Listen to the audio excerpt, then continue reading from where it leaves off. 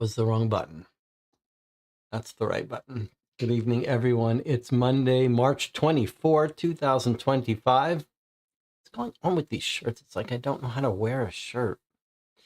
You're watching Co-op for Two. This is our late night 7 Citadel day of the week, which is sort of like casual Monday here on Co-op for Two, where there's only me and Jonathan, and occasionally someone else. Corsican is joining us today. Let's see what everyone's up to. Corsican and I played a long 6-hour session of Sherlock Holmes Consulting Detective, traveling back in time to the 1990s and then from there to 1898. Learned about the Prince of Wales ascending the throne and being blackmailed by some Republicans who were anti-monarchist. And Jonathan is, at the end of the week, the Perplexed Hunters are going to start another puzzle hunt, Teammate Hunt 2025. So Jonathan Warner has a Discord channel, and there's a bunch of people in there who play these puzzle hunts, which are online group challenges to solve puzzles. They're much too difficult for me, but they work on them together, and then you get ranked with other groups. They're too hard for me. They're too hard for me. That's all I can say.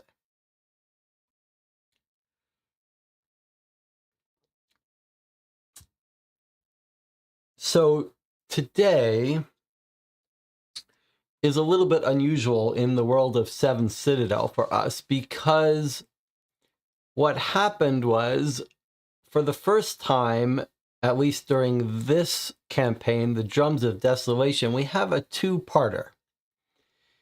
We got our last scenario, which there might be one more scenario in the game, but in session 10, which was last week, we played a scenario called the Epicenter, And we basically just went off on our own. And instead of using our Hope Reborns as saving them for upgrades, we spent them on health and just walked around a bunch. And in fact, we found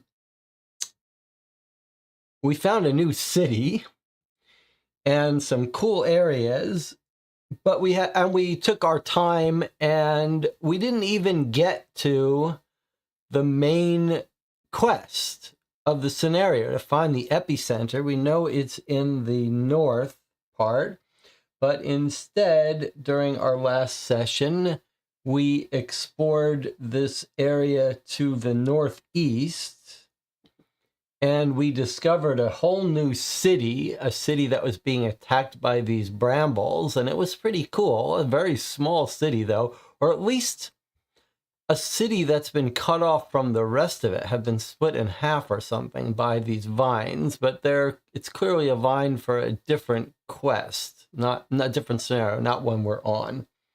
The scenario we're playing today is this one here, to find the epicenter.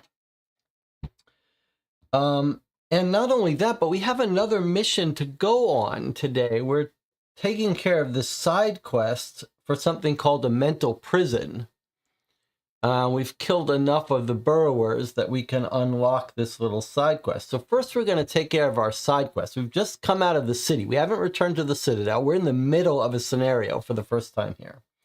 So we're not going to reset everything, other than the cards from the discarded cards from the past being shuffled back in. We are keeping our hand. We're keeping our current health, which is 46. We've got a generous amount of health. Andy Corbett, who's been helping keeping us honest from making mistakes, pointed out we used this we found this very cool item, this Necro Druidic Crown. And I was very cautious about it. I had us try it in some scenario that was not very important. And we got a bunch of cards with super high amounts of successes, and then you fail the last one. I was like, let's try this out. We'll learn how it works, and then the next time we'll use it in the right case. And I was like, we tried it out. It was super powerful. And then I was like, okay, that's great. Now we'll just use it properly, use it when we need it. But Andy was saying, this thing is way too powerful. You're crazy if you think you can keep using this. And he says, go read the bottom of it. And it says that we have to discard it. So that's it. This super rare card that took us a long time to find, we've now lost it because it's a one-time use. Then we got to find it again. This was the super magical item that was very hard. This is the first time we found it. But I was thinking, okay, so this has to go back. We've done it. We don't get it back. We don't get to use it multiple times. But I was wondering, maybe, that might be a sign that I'm playing this game a little too cautiously. Came from the cursed chest, that's right. So maybe we need to embrace more the adventure and risk-taking. Maybe I've tried too hard to eliminate risk. And maybe in that spirit, this time, instead of giving this mirror away to some unfortunate, unknowing soul after we use it twice, maybe we just use it 3 times and see how we get cursed. Sure, we will get cursed. But maybe we need to take more risks in this game. The other thing before we get started here is looking at our feather map. So we've built these 2 extra feathers, which we've never seen before. And in our current hand, which is here, let me reset us. So this is what's in our current hand when we stopped yesterday. We came out of a city. I hope I remember what card we come out of. And then we have 3 glimmers in our possession and 3 hope reborns that we've accumulated. And we've used 4 already for health along the way. I think health or maybe 1 upgrade. So there are no more to get. No matter how long we play this, continue this scenario, we're never going to get any more Hope Reborns. But now that we've got 3, we can't use them all for health. 2 will have to be used for upgrades. So I thought we might actually use these now, as if it was the beginning of a scenario. And in particular, I want us to put a feather here, which we've never seen before. So if the group here is okay, Jonathan and Corsican, I'd like to use this, one of these right now, and put this feather here before I forget. The reason we are so cavalier about upgrades now is we've gotten the major upgrades. Oh, there's 289s.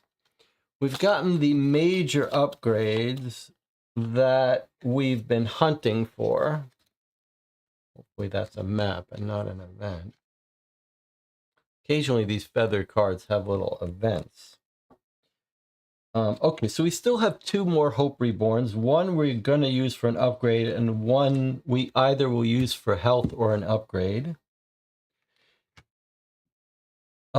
Is there an upgrade that we want now?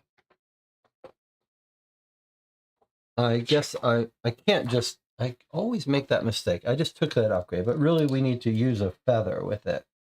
So let me just pick some place to go where there's a feather. I'll just feather us over here.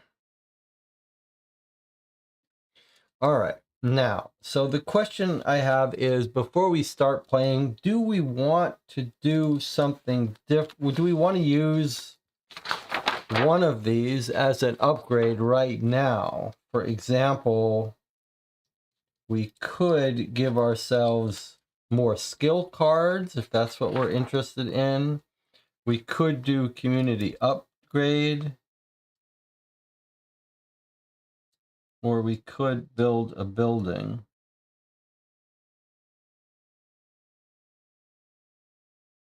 Any thoughts?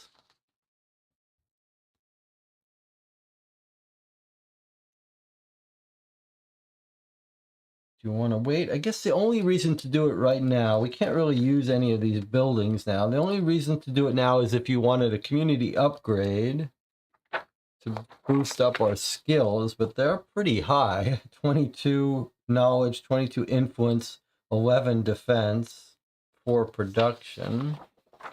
If you wanted to grab more cards, or if you wanted to do another feather, the only place to do more feathers is things we have seen. We have seen this spot before in a previous mission. Save it for community upgrade if we come across a skill check. Okay, so we're going to keep the rest of these 2 for later. Now, it looks like I did not record. We've got 3 blessings that we still have. Okay, so I didn't record where we're supposed to come out after the city. However, I did take photos of our map. So I know that here is how we leave this city. We put a 544 back on. Okay, so we're leaving this city, which has been infected by brambles, by coming out here. A wall of thick brambles encircles the town. You wonder if it protects or threatens to overwhelm it. Okay, so this is where we're coming out of. Okay, so that starts us out. Put our figure on the path where it's nice and safe. And that's our exploration card. Okay, I think we're ready to go. Is there anything that I'm forgetting to do? Can we organize these a little bit better? So we don't need these in front of us, but we do need these glimmers nearby, and this can go away. All right, so remember our symbol is the target symbol. remember what we're supposed to be trying to do is find the epicenter of the drums of... All right, let's read this so we remember what we're doing here. Find the epicenter of the drums of desolation. According to Ambrosius, it lies north of Guyberg across the carbon line where the wingborn forest once stood. Okay, and you saw that on our map. We can bring up our map again.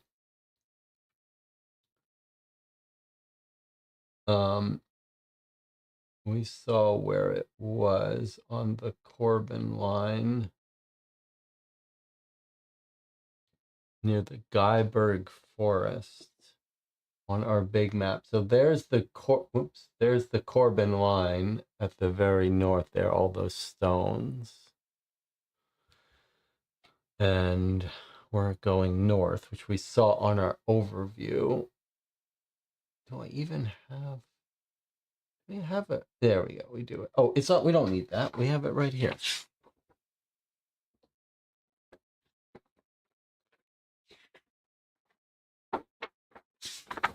So here's our overview, which is the same as map. Okay, there's the Corbin line, and there's the Wingborn Forest. So here's where we're going. I'm not sure we've ever been up here. I mean, we've been up near the Corbin line and a little bit past it, but I'm not sure we've ever been in here. Right now, we're over here. I think Calmwood was the name of that city, what used to be the name of that city we were just in. So I believe that's where we were, and the brambles all attacked their city. All right, so we're going to head up here. Now, along the way, though, we're going to take care of our mental prison side quest, which is... I think straight north of here. I might have to bring up that map again. Is it on a recent map?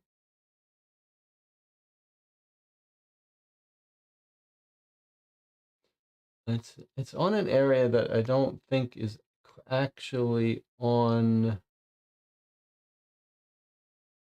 I guess this map is the closest. It's up... Yeah, there it is. It is on this map. It's up there. Up there is where we met people. Up here somewhere, or near it, is where we met these people that had self-isolated in a little protective net of tree branches, and they believed that someone told them if they left. It was a little classic science fiction story. Like, if you leave the protected area, you'll die, and then they killed their original seer that told them it was all made up. It was a pretty cool story. And now we're going back, and we don't know what's going to happen when we go back, but that side quest is this one here called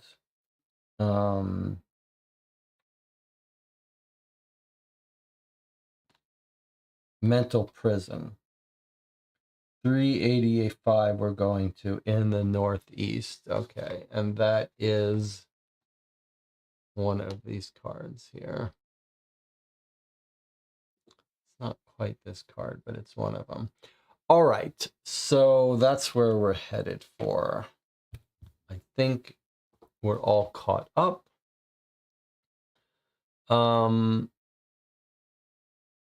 Yeah. All right, so let's head up and deal with that, and then go to our actual quest. Maybe we can zoom in a little bit. Okay. Starting off.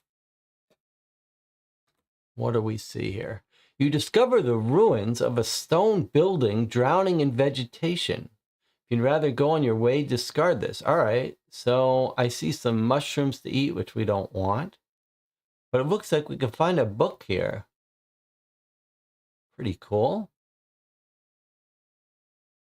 All right, so we're doing a search action.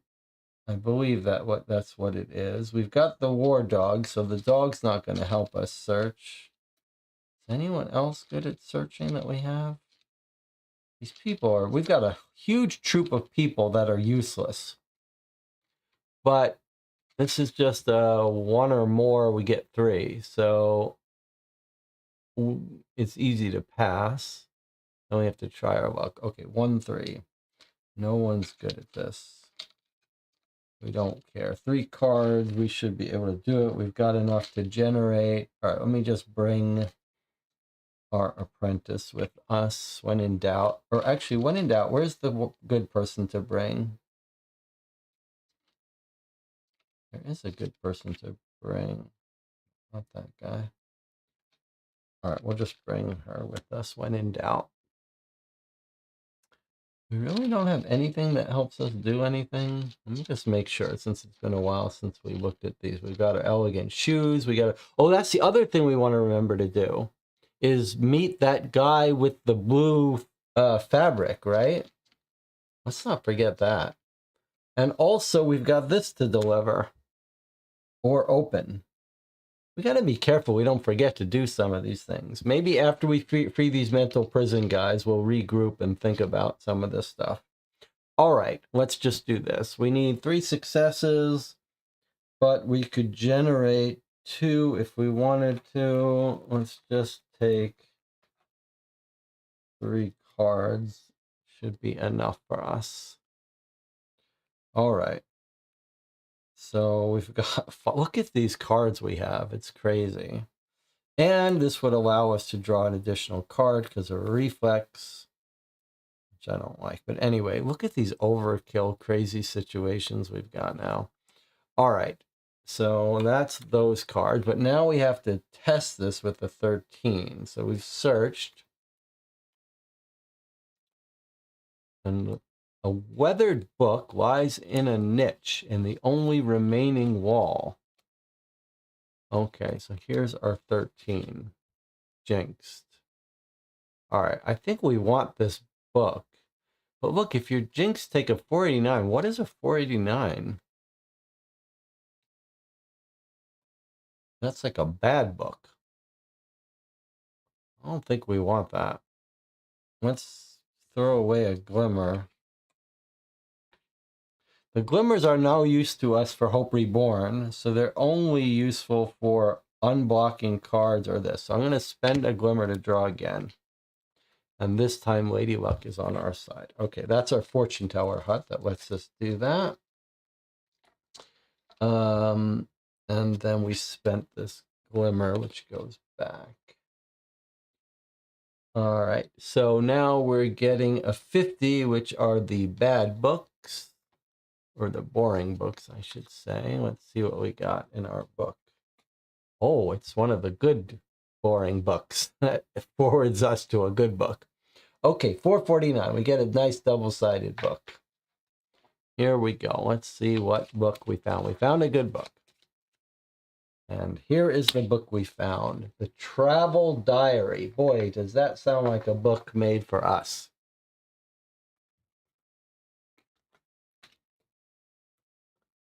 You read through the travel diary of a tax collector, traveling from villages to city-states to collect the Kellyan tax. Reading it is tedious, but you go on with the hope of finding some interesting information, which you finally spot on the last pages.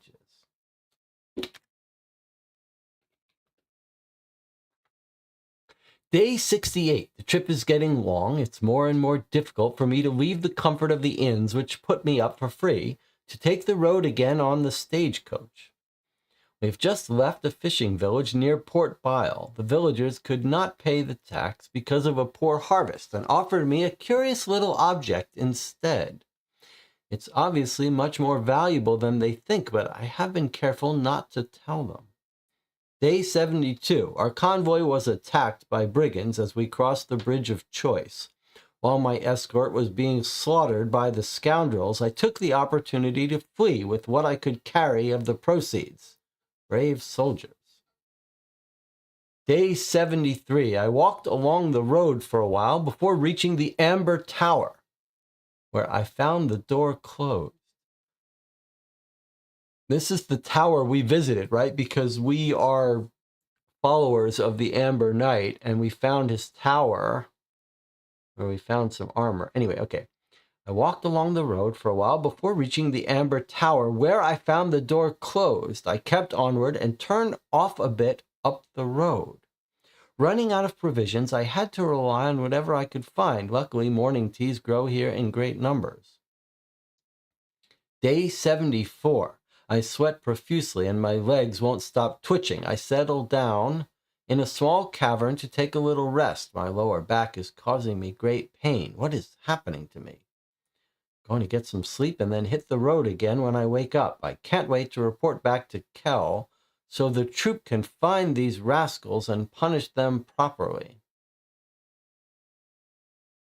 Not sure what's going on here.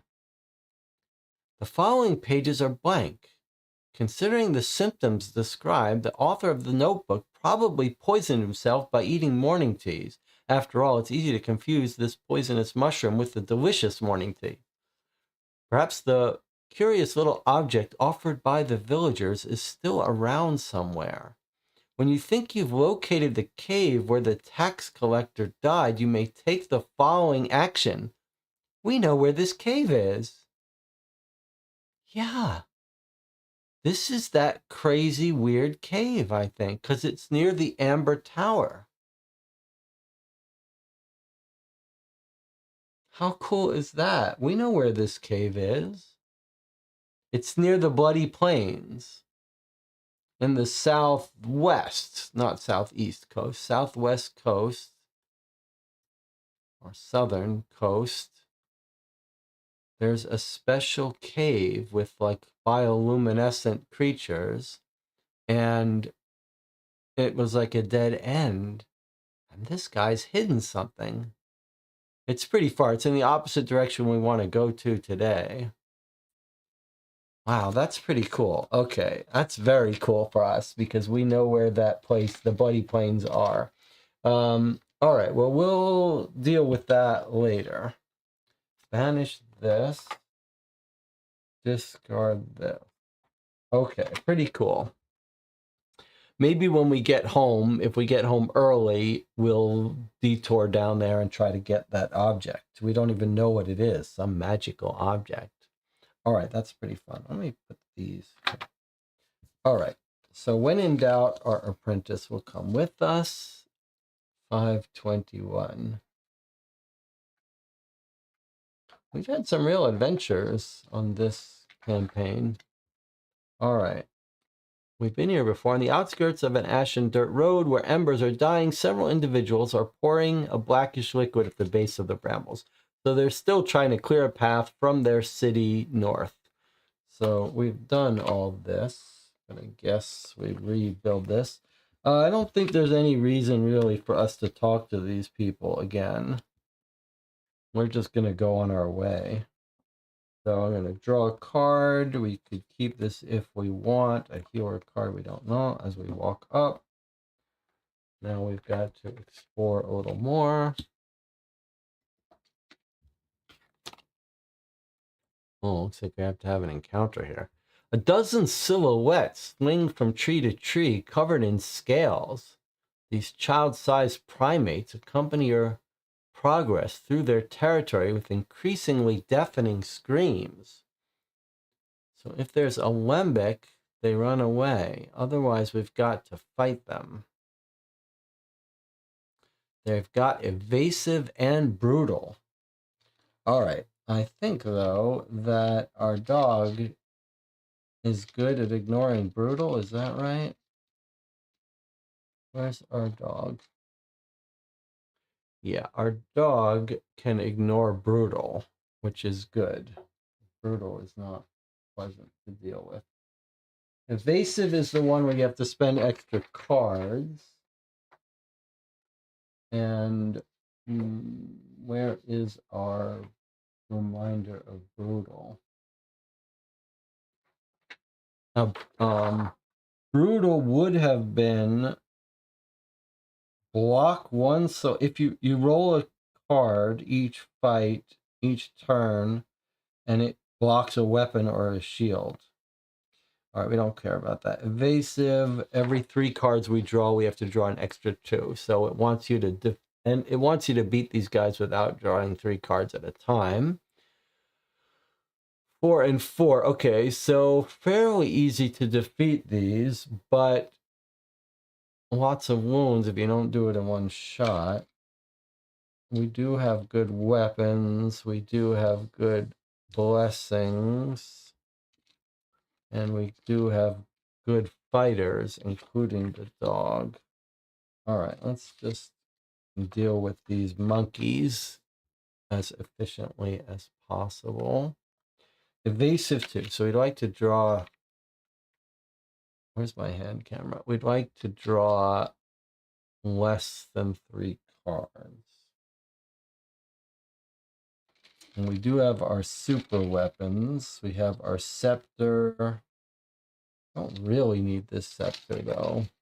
But we also have ammunition for our longbow.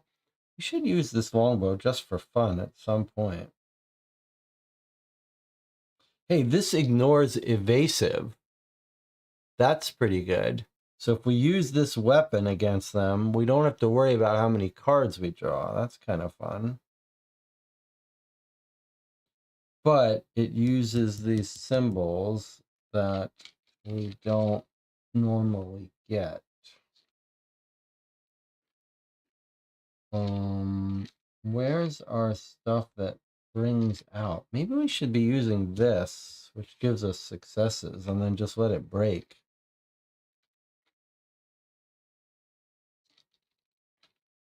What about some of our potions? We walk around with this potion. Jagged rock is a projectile. We could use this. We could use both of these against these people to get 2 stars.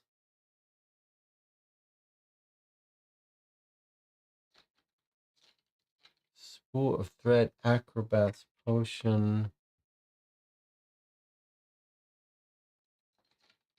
There's our ammunition. All right. Well, I mean, I tend to play these things cautiously. I think maybe we should just not worry about it too much, but try to have a little bit of fun. We can beat these guys on our own.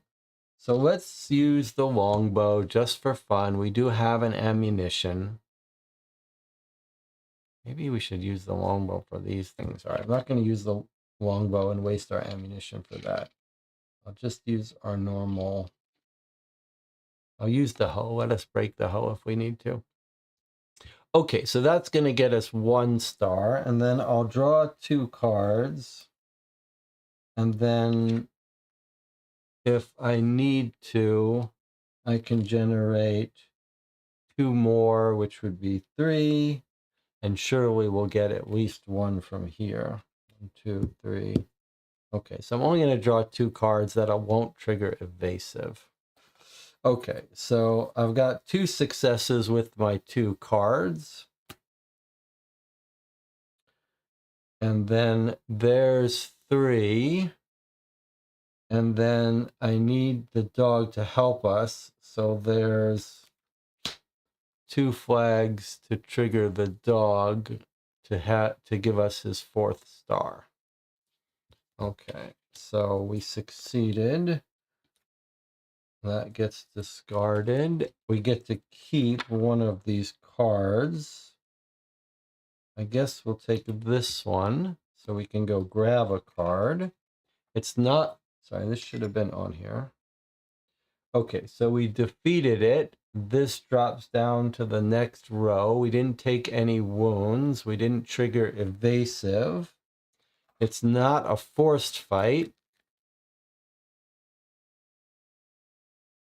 So I think maybe I'll use this action right now, inspiration, to go grab a card that we might want.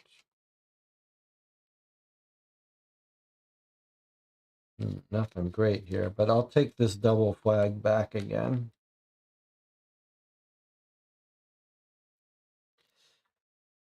All right, 151. I think we already have, oh no, we don't have 151. So 151 is a blessing, so that won't kill us. I mean, that would be nice to have. All right, let's do this again. 2 cards, 4 successes. I guess we got to see if the hoe breaks. Okay, that's a 4, so our hoe doesn't break. Let's just view it all again. We're in the exact same situation. We'll just do it all again. 2 cards. If we need to, we can generate 2 successes. We have to bring a companion with us to make sure. I guess we'll wear our chainmail just in case. And we'll bring someone with us who knows how to fight. Do we have anyone that knows how to fight? Not really. I'll bring this stranger with us. Okay. Here we go. She's not coming with us. All right, 2 cards. We're going to try to do this on the cheap. All right, so again, 2 successes. In this case, we've got 3 flags, though. So 2 successes, 3 successes, 4, 5 successes from the dog. So that's a success. We don't get to keep anything. Everything is fine. Everyone is fine. The only thing we have to do is see if the hoe breaks. It didn't break. So we keep the hoe. And we defeated these people. And we get a 151 for our trouble, which is unleashed, which normally we can get on our own. All right, so they just slowed us down, these monkeys, which we would have been happy to just ignore. They insisted on fighting us. I mean, they didn't force us to fight them right away, but they were blocking our way, so we had to kill them. I'm sorry. Maybe we didn't kill them. Maybe we just scared them away. Yeah, are we ever going to get our backstory? That's a good question. Okay, 391.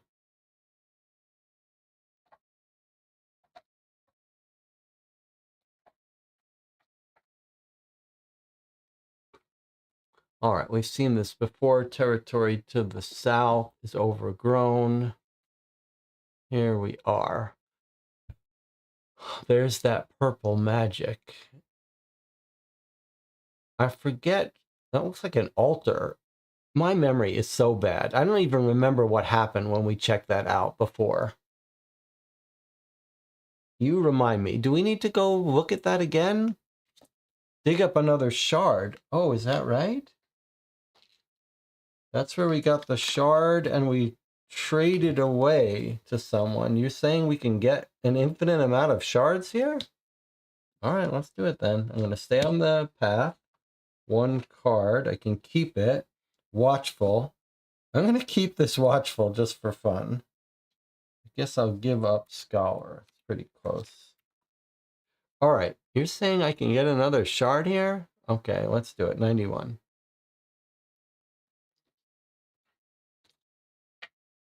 Someone always wants one of those shards. All right, there's 291, so one of them could be bad. Let's see what it is. If you'd rather go on your way, you discard it. You can't take it unless you have an Amulet Workshop card or your knowledge is 7 or more, which it is. Okay, so we can dig 4 and 2. Did I just give up a card that's 4 and 2? Where's our hoe? Maybe we use our hoe again to get us 1. But we have to draw 4 cards, so it's more important for us to not have to draw so many cards. Okay, so we're going to use Robern. He lets us spend 2 less cards to dig.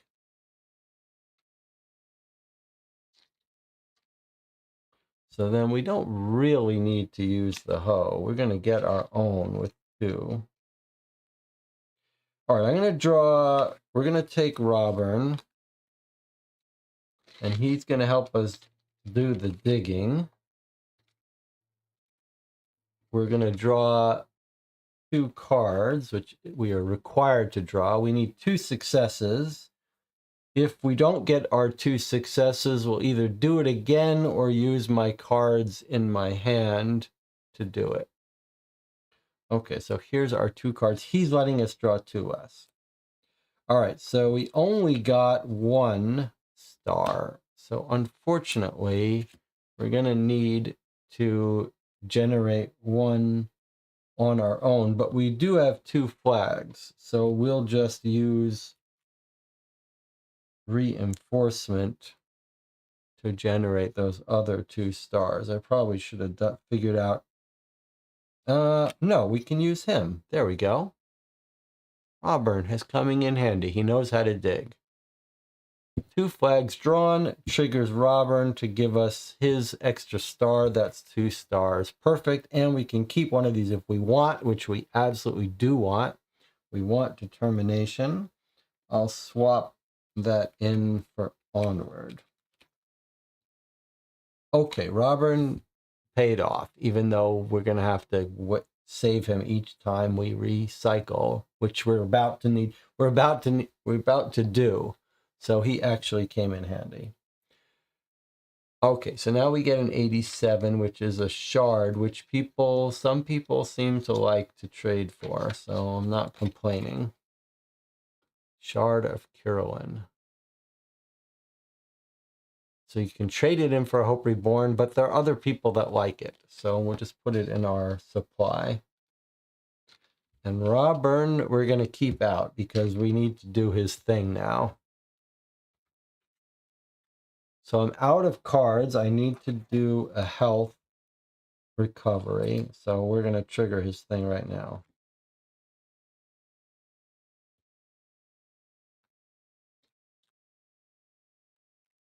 Seven. Okay, so we lose 7 health, which brings us to 39.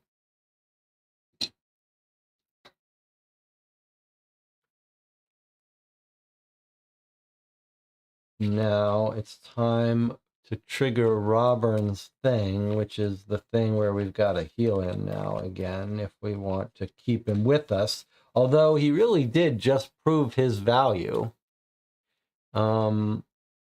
When it comes to digging, he's no slouch. So let's go do his card, take care of him. Jonathan was the one that guilted me into saving him. Last time I was about to let him die. All right, here we go. So he passes out again, having a seizure. We can just let him die, or we can heal him again. 2 and 3 to prevent him from swallowing his tongue. He gives us a hope. He gives us a glimmer, and he comes back into our collection, staying alive. Okay, so we're going to heal him. We do have a healer. She lets us. He's passed out. I can't use him. Okay, but we can use her. She's good at healing. Do we have any other way to make this cheaper for us?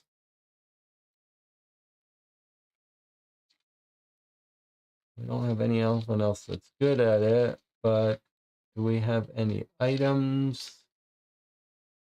Don't we have a card that's good at healing? Where is our card? We have so many books and knowledge. Yes, we have this one. Okay, so if we fail, we can try our luck to try again. So we shouldn't be too stingy here. Let's just draw. I mean, I guess normally you got to draw 3 cards, but I'm going to draw. Yeah, we got to draw 3 cards. Let's just make this work. Okay, so there's our 3 stars. So we got it. We can only use 2 cards, except because of her, we can use 3. So we can use all 3 of these to get our 3 successes. That gets us a glimmer. And Robin is cured and can last another cycle. And this we don't need. And this gets returned till the next time Robin gets his illness. Cute.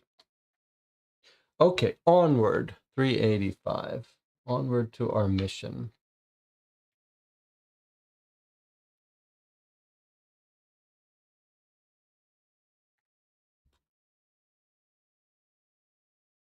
Trees growing in a circle at the river's edge. Okay, well, there's the little prison of trees. 385. Here we are. We're here. This is our side quest.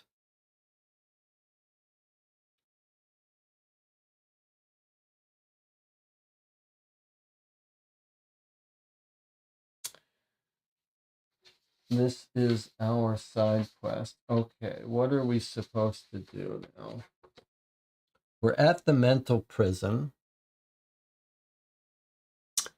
This says it's number 246. Let's read what that is, but I don't know. Are we supposed to look at card 437 again? Or we just turn to 246?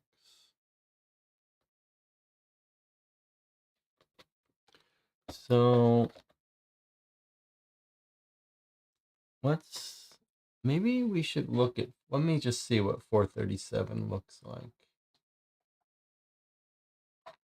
So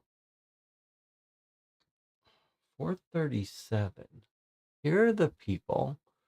Do we have a dead stone? That sounds familiar, actually. Is that the card? But we don't have Jazali.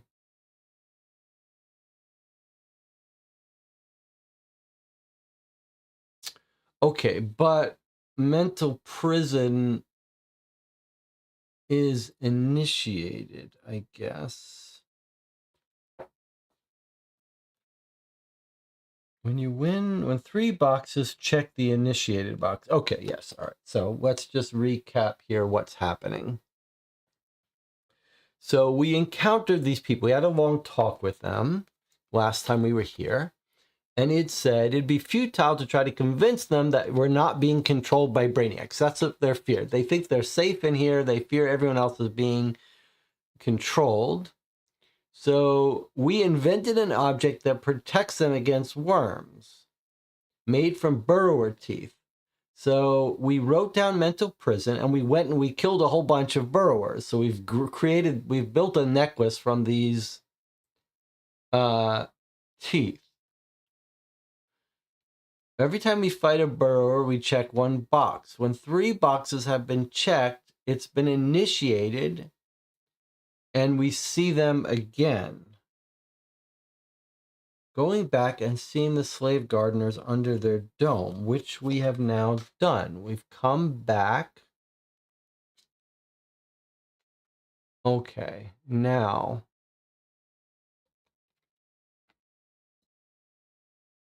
So it's initiated, so now this gets banished. And we read 495. If we somehow had a dead stone and jealousy, we would do something different, I guess. But because we've found the burrowers, it told us to initiate this. So now this gets banished and we read 495. All right, so we're going to try to talk some sense into these people. It's a little nerve-wracking because they seem like they're not sure they're going to buy this. There's 2 495 cards. All right. We're in agreement, right? That this is what I'm supposed to be doing, taking one of these 495s.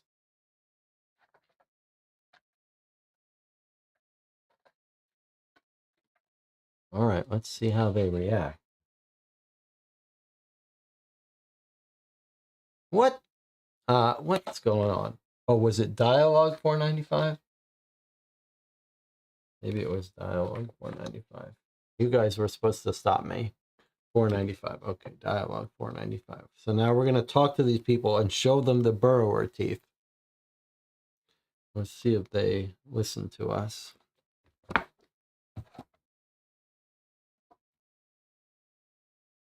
Here we go. Do you see what I'm wearing around my neck? It's a protective amulet. A protective amulet? Yes, they're made from the teeth of a burrower, and they protect us from the brainiacs. Here, I have one for each of you. Leave this place without fear and join our community where you will live in much better conditions. You hold out the necklaces, and the former gardeners quickly put them around their necks. Walk west, keep to the singing lane as much as possible, and you will reach the Citadel. Tell Raylene that I have sent you. You will be welcome. Once they see life there is normal, despite the absence of amulets, they'll realize the only danger was in their own heads. They finally set off, clutching the burrower teeth to their chests, as if their lives depended on it. All right, so we would get 2 99 cards. We are wasting a ton of 99 cards that we're never going to get because we spent so much time on this upgrade. Okay, but we do get 4 provision increases, which we probably don't need. But we'll take them anyway. Maybe we will need them. Okay, 1, 2, 3, 4. We're now up to 10 production. And a whole bunch of wasted hope reborns, but that's okay because we were just overkilling it with all of them. All right, so speaking of the singing path, we want to stay on it too. I guess these people are no, banish this. Okay, so we've saved them. They've gone to join our village.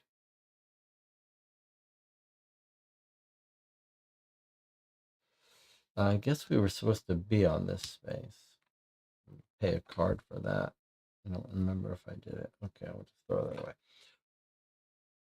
All right, so now we're finally ready to go on our actual mission, which is to the... What's happening? Is it these cards that are getting it confused? Okay. These cards? All right. So we know it's west of here. We're just not sure we can actually get west. But there's the guy with the blue fabric. Not too far away from us. Actually, we're down here somewhere. So we're going to try to head northwest past the carbon line. I wonder if we shouldn't try to go... Where actually are we on this map, Jonathan? I think we are like here.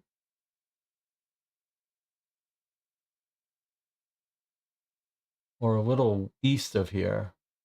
So I guess we want to go north and west. But we have been north of here. We have been on this map. I just don't know where this map is.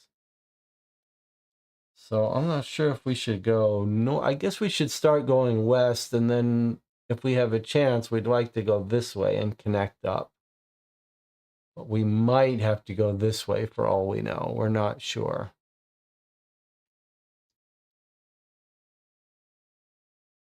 The only question I have is there any reason for us to go straight north? Probably not. All right, let's go west, I guess. If we run into an obstacle, maybe we'll divert. Jonathan says he thinks we want to go further north. I mean, we want to go eventually northwest. We want to go this way. We just don't know when to cross. Both of you want to go north. All right. I mean, we should have this map recorded, but all right. We're going to go further north, says the group. It's a waterway. If you're not on contact with the waterway, just discard this. Otherwise, you fall into the water. All right, well, I'm not on the waterway. I'm on the singing path where it's nice and safe. So this just gets discarded. And 107 comes out, which is a gold. Structure made of trees resembling a giant cage has grown where the singing lane crosses the river. It's more of these cages. Okay, so we're only going to be... This is the end of our route northward. Now we have to make a west turn. Yeah, and here's another one.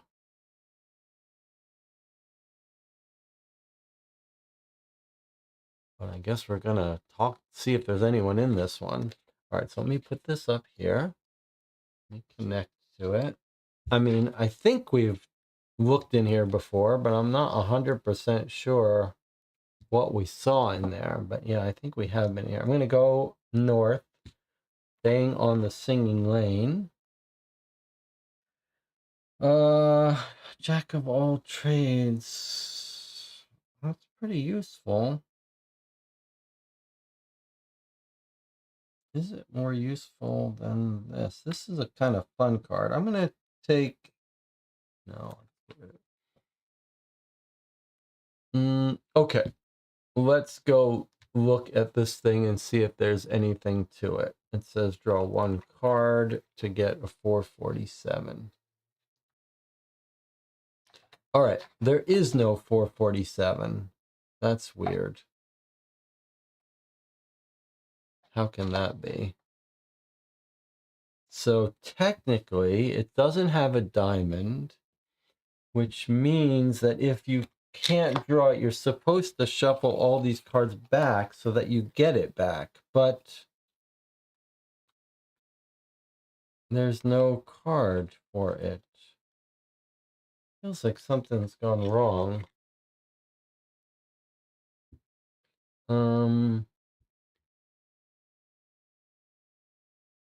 It feels like there's supposed to be another... Feels like there's supposed to be a 447. What is 447? It shouldn't be impossible to get this and impossible to...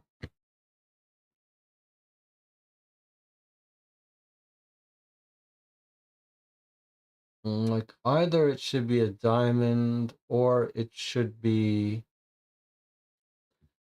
a card in our past. So what's happened here? For 37 is to look at the other cage. We've been on this tile before. I assume we already got it and banished it, you think? Let me just see if it's in here somewhere.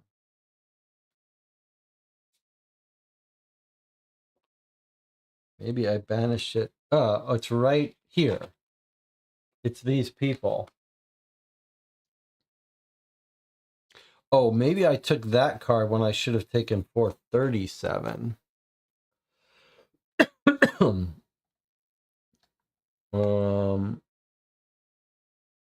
That's weird.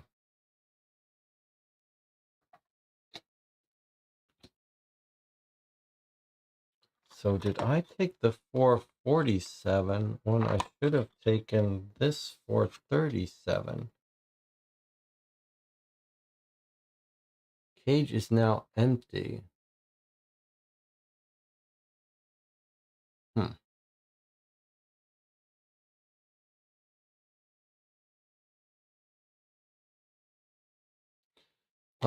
I guess it doesn't matter. Maybe we were supposed to find them in the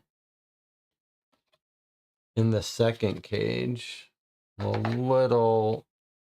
little bit confused, but we won't overthink it. It doesn't really affect anything. We would have gotten them one way or the other. But banish this. That cards are all gone. All right, doesn't matter. West we go. Doesn't affect anything. Oh, burrower, epic burrower. Uh-oh. Wow. These guys look a little tough. These aren't the easy burrowers we fought before.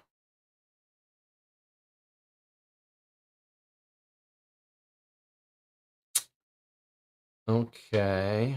Well, we got no choice. We got to fight them. I don't see any numbers. They're epic. What does epic mean again?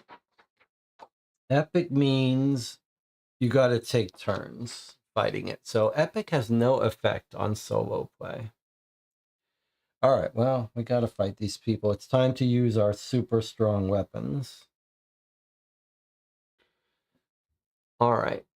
So you can only draw 2 cards. You got to do 6 wounds. Well, we know when it comes to that, this is the weapon we bring out. The Carthonian Scepter.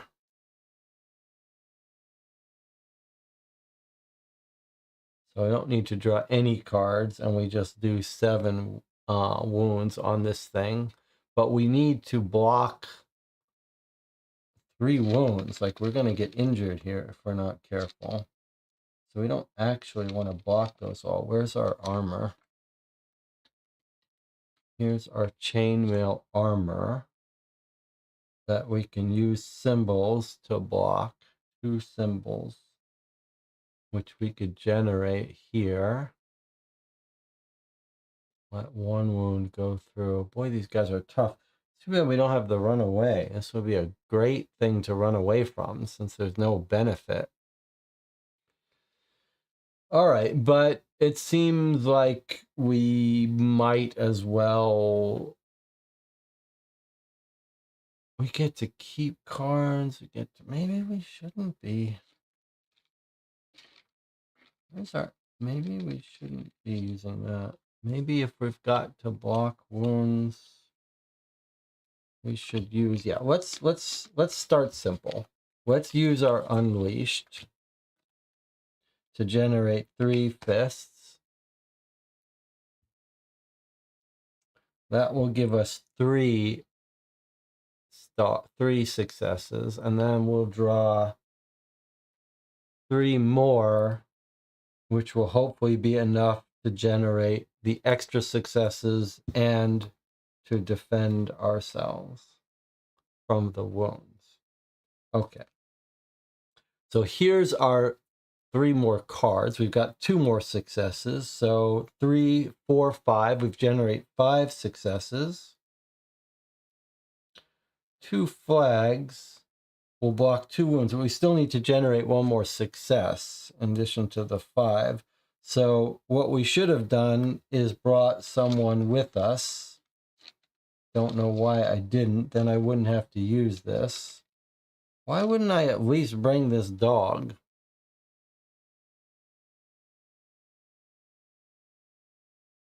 All right, well, I forgot to bring him, so I'm just going to punish myself by spending these. And then we'll take this card. Guess we'll take this card. All right. When in doubt, we're bringing people with us. In fact, I'm going to bring them right now. It seems ridiculous to not bring them with us. We'll bring this guy who's a fighter. All right. And this got spent. 151. All right. We killed it. We blocked 2 wounds. 1 got through. 38. All right. Now we're down here to the next row with 5 to defeat 2 cards. Okay, let's see. So we're going to use our same shields, although this time we're going to take our companion and our dog with us. We have the ability to generate 2 stars. This is, we don't have any more fists, so this is not so useful anymore.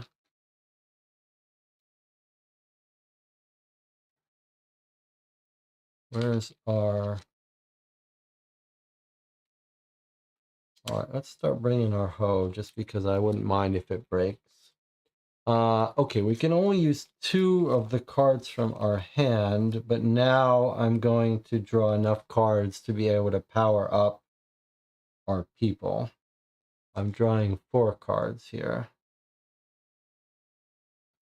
All right, so we can only use 2 of these cards. So I guess we're going to use 2.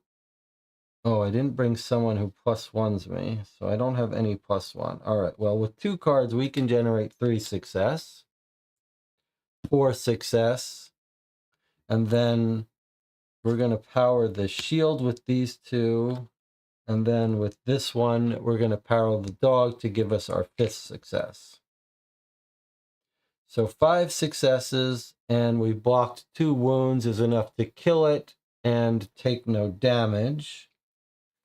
We get to keep 1 of these cards. They're all kind of useless, but I will take this one instead of this. Okay, now we have to see if the hoe breaks. It did break, so we're done with the hoe. It served us well, and now this is down to a 4. All right. If we fail it, we take 2 wounds. All right, so if we succeed, we take 2 wounds. So we're gonna take our chainmail again. I guess we're gonna take this guy again, although he's not that useful to us. I'd rather have someone that can let me use an additional card, like a spear. Instead, we're not using weapons. I'm not even using a weapon lately. Okay, yes, I used the hoe. All right, so I'm going to take the spear, which lets me use an additional card. So now I'm going to take 3 cards. That should be enough. We can only use 2 of them plus 1, 3. Okay, this should be enough to do this. All right, so with 3 cards, we can generate 3 successes. And then a flag for the dog gives us our 4 successes. And then 2 random symbols generates our 2 shields. So that's it. We've achieved it. Nothing failed. So nothing breaks. Everyone comes back into our hand. We defended our wounds. So all is good. We would get a Hope Reborn. We have wasted lots of Hope Reborns. We killed an epic creature. Now, was there some... Do we have some side quest that rewards us for killing epic creatures? Or is that something else? Yes, we do. Fight an epic creature.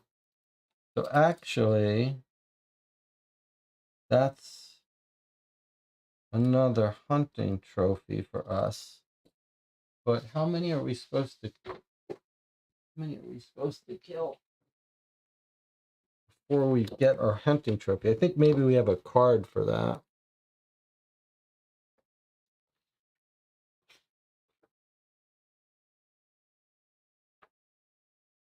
The hunting trophy quest says 3 boxes, 3 epics, and we will get a reward. Okay. All right, but we don't really, that's just a waste of our time. Let's continue on our way. 114. I mean, we're strong enough that these people just slow us down. Singing Lane ends. Oh, I don't like the look of that stuff.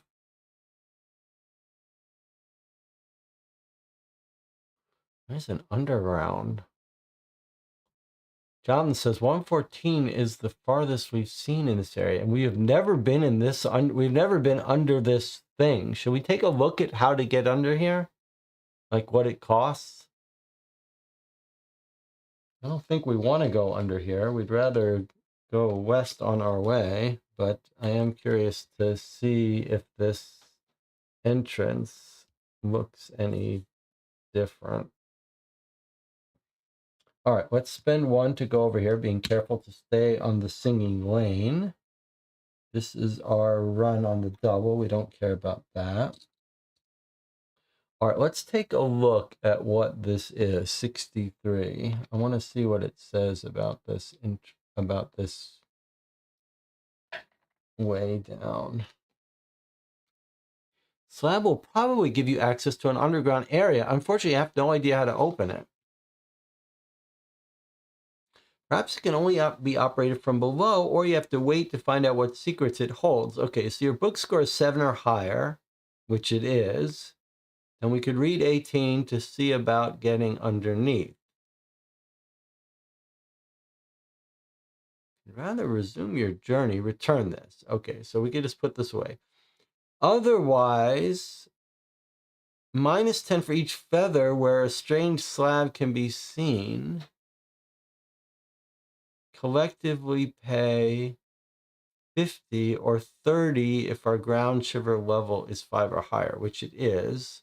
So we would play 30 plus minus 10 for each slab on our feather. And then we would go down underground. But we don't want to go underground. We've got today's mission is above ground. We've been underground in other campaigns, but not in this one. Do we care about exploring here, Jonathan, or do we just go here? I guess we're just going here. West is where we want to go. We can go north of here too. Why do I not have this on our map? Like, this is all new to me. We have been to the south, but we haven't been north or west. I guess we want to see how far north we can go. Is that right?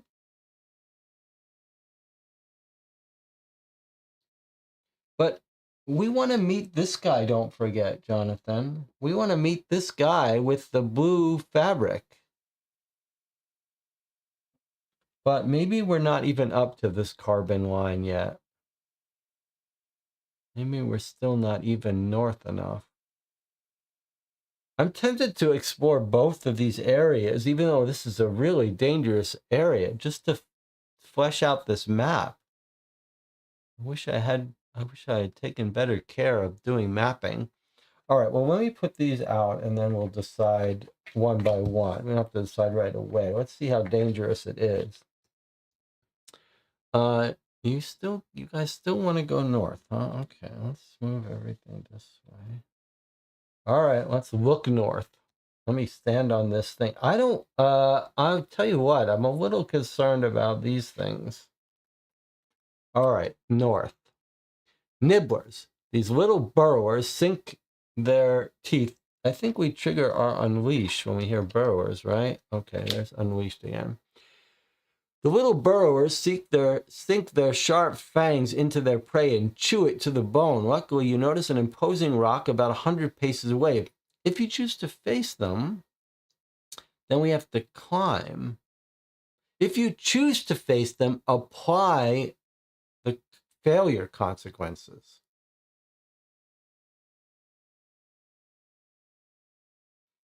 Otherwise, you do a run action. So you can take a run action, or you can just accept this. Okay, so you can either jump straight to this failure, or you can run and then climb. 2, 2, that's easy enough. 3, 4, that's easy enough. So we can do these, or we can just save ourselves the effort by being injured and fighting them. Oh, we don't want to fight them.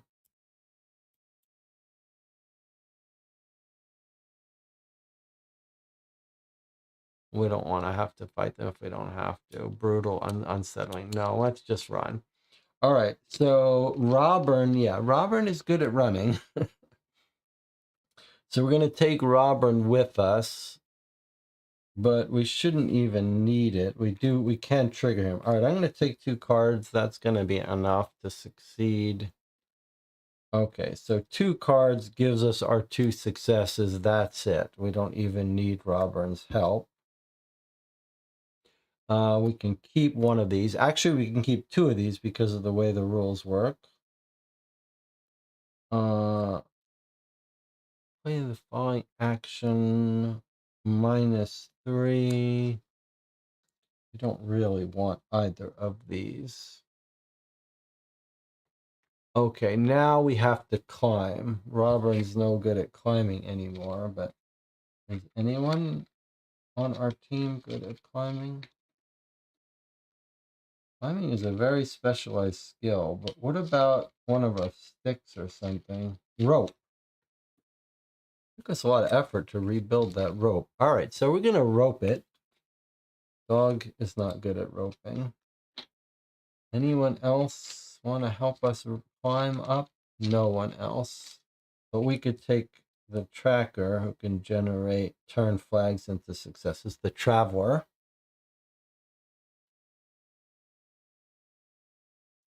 Or the stranger. All right, let's just take these. Don't have anything else that's useful. Elegant shoes, mirror, thread, acrobat's potion. All right, this should be enough for us to do it, though. 2 cards. I guess we want to draw 3 cards for 4 successes. This is going to be 1. 2 cards. 1, 2. Yeah, I'm afraid I gotta draw more cards, but we gotta build up our health again, which means we gotta do Robin again.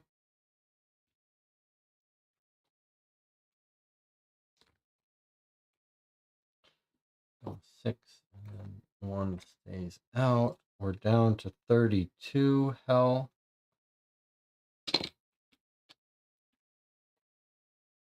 Let's make sure we do Robin after we wake up.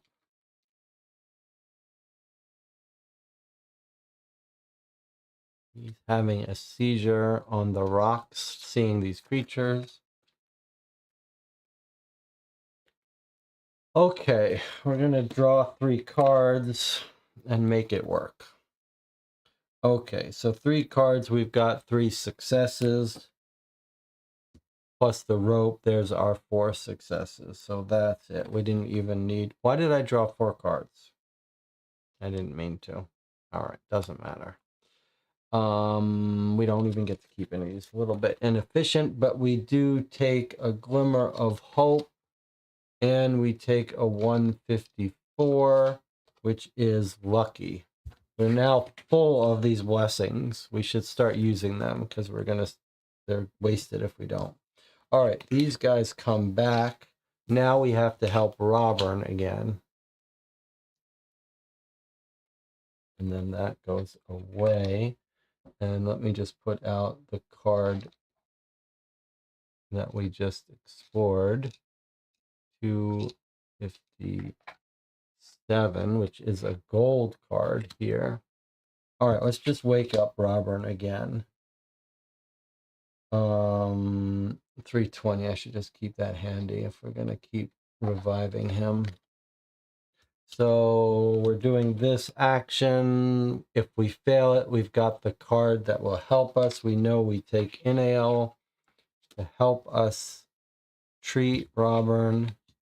She lets us use 1 more card, but I'm just going to draw 2 and we can generate the 3rd success if we need to here. Okay, well, we did only generate 1 success. We need 3.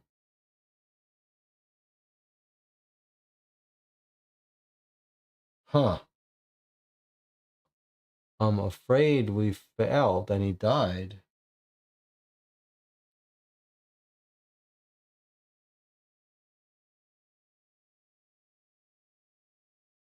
No, I guess I can do it. If I use this for 2 flags and then block this for 2 successes, that would would heal him. If we fail, he's blocked. I guess I'm just going to spend this, though. Block it. I mean, it's a powerful card to just waste, but it is what it is. Okay, so because he helped us last time. If he hadn't helped us, I would have let him die. But we did make it work. All right, and we succeeded, which get us another glimmer. That's the glimmers. We now have 5. We can't trade them in because there's nothing to trade them in, but at least we can use them for unblocking cards if we have any. Yes, let's start using these to unblock cards. We never do that. All right, Robin has woken up. Let's unblock some hand cards with these glimmers, which we never do. Let's unblock Reinforcement, Perseverance, Powerful, and Rest. Let's unblock all those cards. 3 life points. That could be better than 5 rest, but we have sleep. 3 cards. Yeah, okay. Well, actually, this... All right, let's just unblock all 4 of these cards. It also gets us more health in our deck. Although these are not 1, 2, 3, 4. I'm spending 4 of our glimmers to unblock 4 cards, which gets us more health. They go... They don't go into our hand, that's for sure. I'm just trying to remember if they go into our discard pile or our action deck. Does anyone remember this rule? I can't remember this rule. I hate to get this rule wrong. Let me see. Well, why don't we take a break? I'll read the rules offline. So you don't have to sit here and watch me read them. I'll see you in 8 minutes.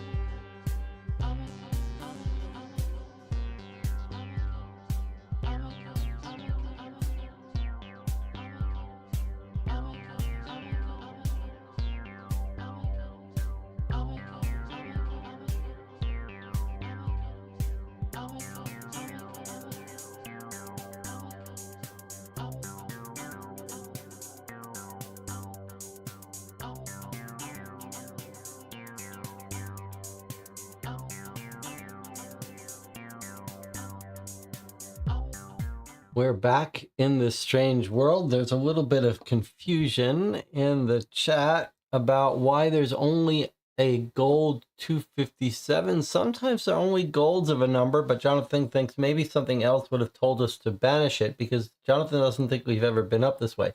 But maybe we've come down this way, Jonathan, and just didn't realize it connected this way. Well, let's read it. A few sheep are grazing on the sparse tufts of yellowed grass that grows here. Whoa, what's this? As you make your way towards them, the earth opens up with a deafening crack, engulfing the poor animals as they bleat in terror. There are burrowers in the area. Best not to venture in. So if you have a weakness, you're overcome with despair at the thought of this vermin continuing its destructive work in this part of the collapsing lands. Take a 129. Otherwise, block all your Hope Reborn cards. Oh my God. If it's not available. Wow, that would be deadly.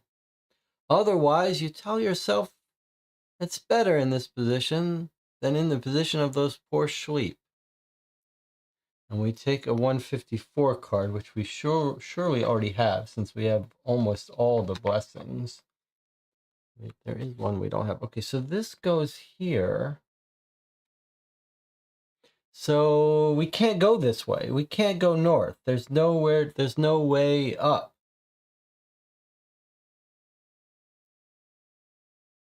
So that's it. There's no way north.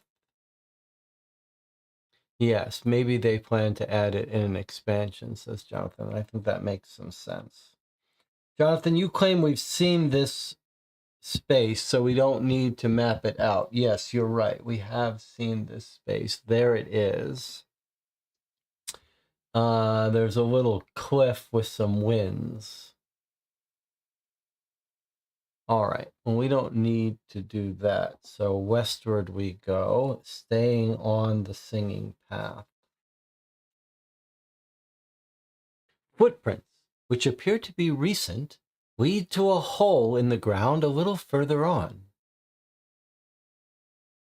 Ooh, we've got a little story element here. We just have to look. Doesn't need any successes. I hate to be a cheapskate, but let me just see if we have anyone that would let us reduce having to draw cards. We do have a rope, so I feel like if there's someone in this hole, we may be able to get them out without spending any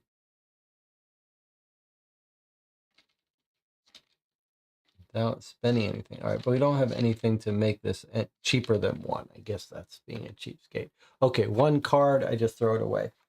I don't like the fact that I have no cards here, though, in hand. I almost feel like, how about we use this card right now before we, I guess it's too late. We got to read 208. Should have done that before I explored this, because I don't like not having cards to do stuff with. This could come back to hurt us here with this dialogue. Okay. 208 says,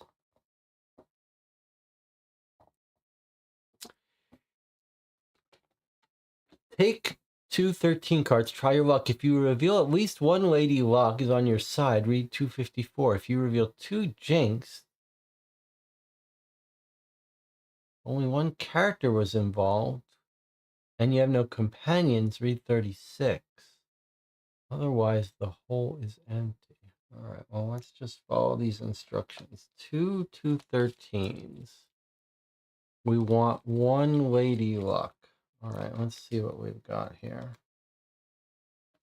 Jinxed and lady luck is on our side. All right, so looks like we dodged a bullet. We have at least one lady luck.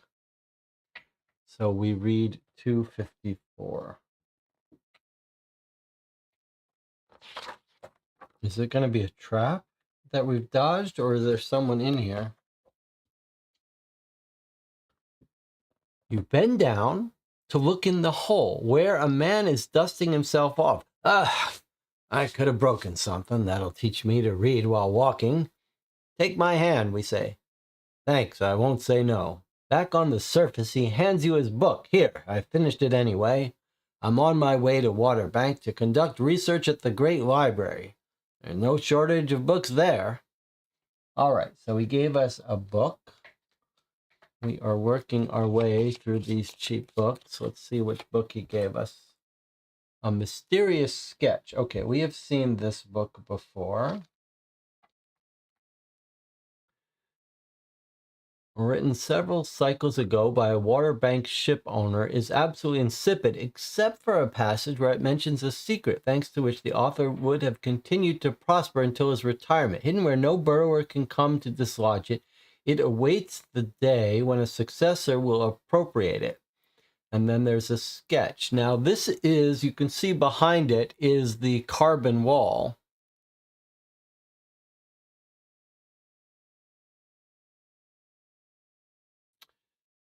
Take a card whose number is equal to the, okay. Jonathan says, I missed the part about the unblocked cards going to hand. If they did, why don't we have it? Sorry, I wrote that wrong. They don't go into hand. They go into the action deck, not the discard, the action deck. That's what I meant. I fouled that up. I even capitalized it and everything. What I meant was there are three potential places they could go: into hand, into action deck, into discard, which would be the worst. But they don't go in the discard. They go shuffled into your action deck. All right. I'm sorry. I messed that up. All right. Well, we are that mysterious sketch is the carbon line, so we may want to divert to go get this. We did get it on a previous scenario, so I'm not sure we care about it that much. It's good, but we got a lot of side quests. Okay, so 93 here.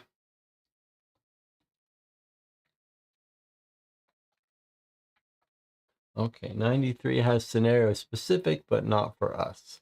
The rocky ground is broken in several places, as if pressed down by some titanic mace.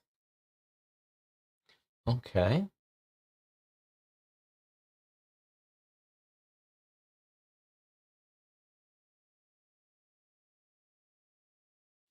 All right, let's bring this out. And now we're going to be able to fill up our hand a little bit on our way. All right, so I think it might be time to use inspiration. Doesn't like those cubes on the table. Inspiration now to grab one of these cards back into our hand. This is a pretty good card. Let's take Inflexible back into hand. Discard this. Then let's walk over here, but let's take 2 cards to walk just so I can keep both of these cards. Okay. Now, do we know what this little thing is here? What is this little action? It's like a little... It's a house. It's a house. Do you remember what was in this house? I think we're going to have to look in this because this is getting near our mission anyway. So for all we know, it could be mission specific. So unless there's a trap in there, I'm going to go look in it. Okay, 116. It has a normal card and a gold card. Here we go. The 2 young girls, barely 15 cycles old, are rebuilding a house stone by stone. Father was a sewer at Biberak's Citadel. He died there during the reversal. After our brother left, our mother couldn't stand the shock. They must mean the woman sitting nearby, staring blankly, who has not even noticed your presence.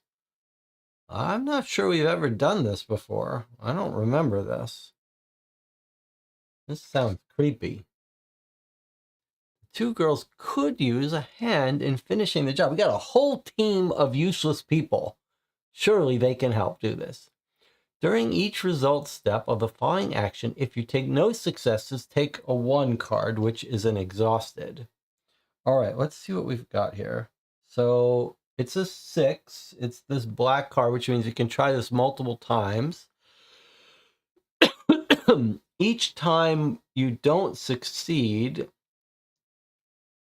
you have to throw away 2 cards, but you can keep a card. We do have an artisan. Let's see. It's a build action.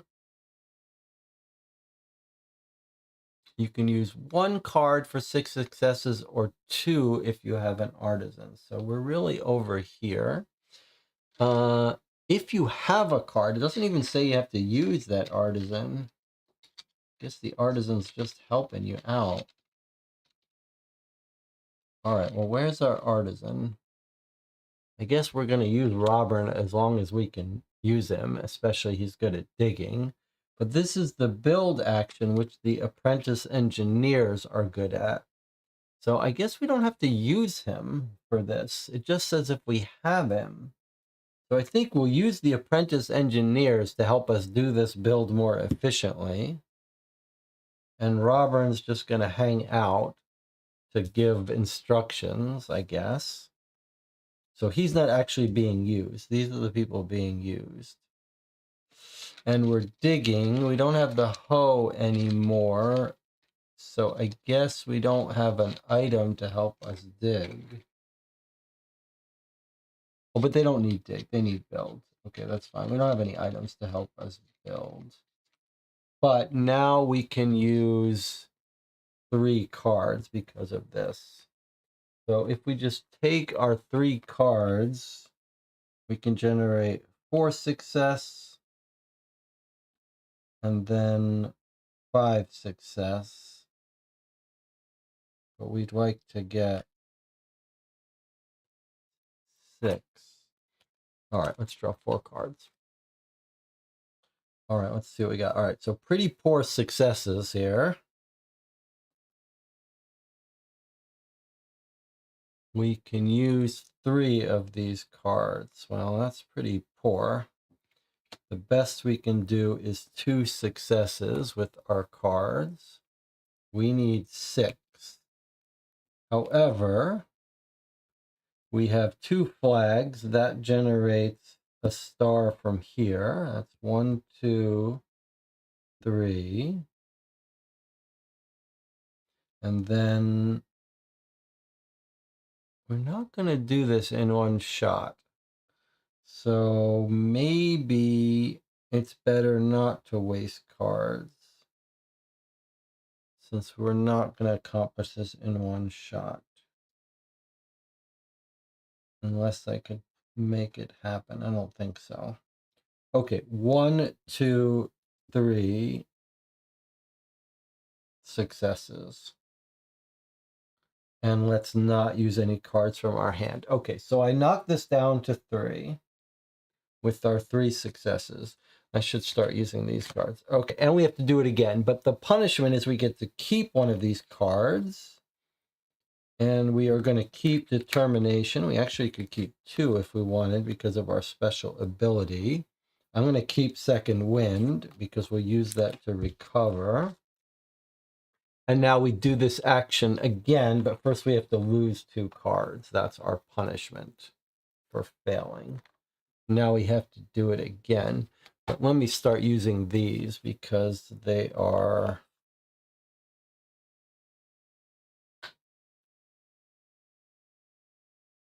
it's not a forced action, so I could do this to go get a card from discard, which we don't care about. You are lucky. I'm going to keep these. Okay, we're going to do this again now. Same exact thing. The apprentice engineers are going to help. There's our 3 cards. Turn them over. 2 successes this time. 1, 2, 2 flags gets us our 3. That's enough to satisfy this. Okay, and no reward for, we don't get to keep any of these cards, but we did accomplish it. So the house will be habitable soon. So +1 influence. Now you might say, why did I go through all this trouble for this optional thing when we don't even care about that 99? Was it worth it just for an influence? Okay, and that is exactly what Jonathan is asking here. Jonathan and I are often on the same wavelength. Jonathan is saying, is it really worth all this trouble for this optional thing that just gets us an influence? Up to you if you want to do it. There isn't any more story. But that's where you're wrong. That's where you're wrong, Jonathan. Okay, look what it says. The house will be habitable soon. Take a 99, we're not allowed to have it, and banish this. Okay, so this gets banished. Now, we're here. We can look in there again. 116.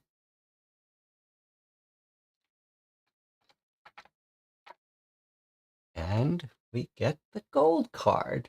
Let's see how friendly they are now. Thanks to you, the 2 girls, Vessa and Diren, now have a place to live with their mother. The house lacks comfort, but you will always receive a warm welcome. The catch of the day, Diren triumphantly announces, holding up the remains of a Wurzel. All right, so we could talk to them, or we can just take a nap. You can give purse cards to another without discarding any cards in the action deck. Okay, so normally with multiple players, it costs you to share cards. However, there's a sleep action right here. Now, we don't actually need that because we have our own sleep action. So this is kind of not beneficial for us, but let's do this first. So I'm going to take a nap here and use, we don't need this. I'm just going to use our second wind while we're here, though. So 5 cards from our discard are going to go into our action deck.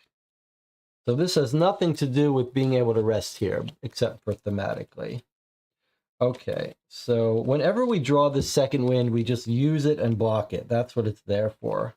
So 5 cards go into our deck. I have to shuffle this in a second. And then 1 more we can bring into our hand. That's a good card. You know what we should remember? This is the first time that we've had this opportunity. So let me, 1 card from your discard, bring back 2. This is kind of better for us. All right. So before I choose which of these to take from my hand, do you remember what the benefit of having a reflect card in our hand is? It has to do with one of the skills we just got.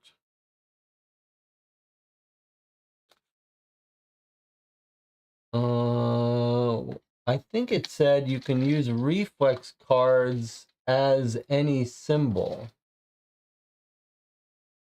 Is that the entirety of that power? Where was that power, Jonathan? I don't even remember where I put it. I think we got our latest upgrade told us that we can use reflex cards that are in our hand for any symbol. Was that a blessing? But now I've misplaced it. I suppose it doesn't really matter. I'll just take this instead. And then this gets blocked. It's fun that we're using glimmers today to unblock cards. It's something we rarely do. All right, so we've rested. We've got our hand up, so let's go talk to them now. 288.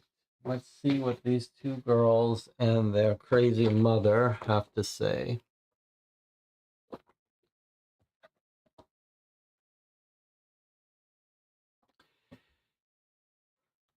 Diren confides in you while Vesa skins her catch. You wouldn't be surprised to hear life in the Citadel was terrible. Our brother couldn't stand the confinement anymore. He asked to join the Death Sowers unit, the one responsible for transporting the Necro Druid's creations wherever Kel ordered, to protect itself from the burrowers. We never heard from him again. Mother needs to know what happened to him, whether he's dead or alive. His name is Tyrak, and his service number is 77623. You happen to meet him, tell him where we are. It would be such happiness to see him again. If the quest, Sower, from father to son is initiated, check the finish box and read 476. Otherwise, write down Sower from father to son. We have this quest or something like it. I mean, that number is, we've heard that before. I just don't remember if it's initiated or not.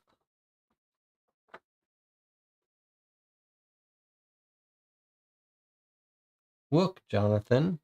Sower, father to son. We ran to a card, a gelatinous hand, that said 77623. And it says it's initiated. I think we found her son and we found his hand.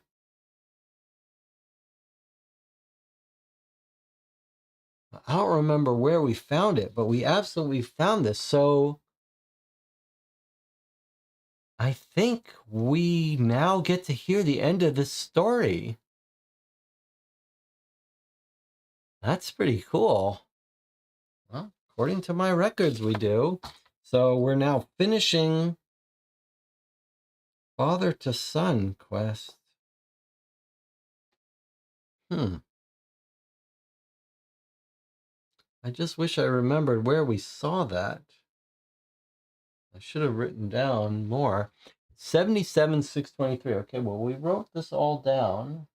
In a gelatinous hand is what we saw, like a gelatinous dead hand got cut off or something. Okay. Otherwise, write down 288. All right, so I guess we're going to read 476 now. This is going to be interesting. Let's see if this seems like we shouldn't be reading it.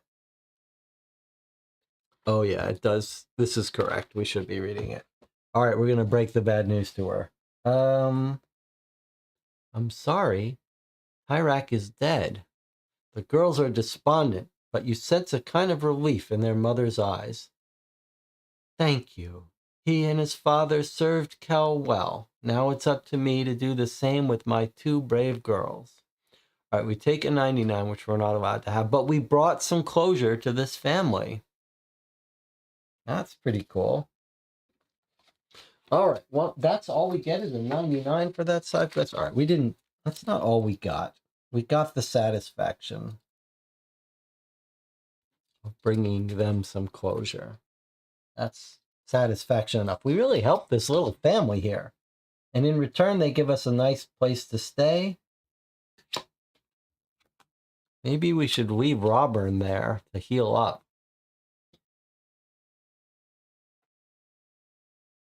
All right.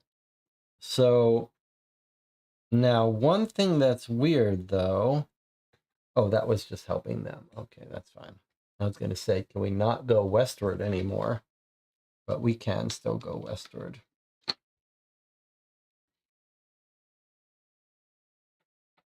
When in doubt, Robin's coming with me. Just remember, if I forget to declare any companion, it's going to be Robin.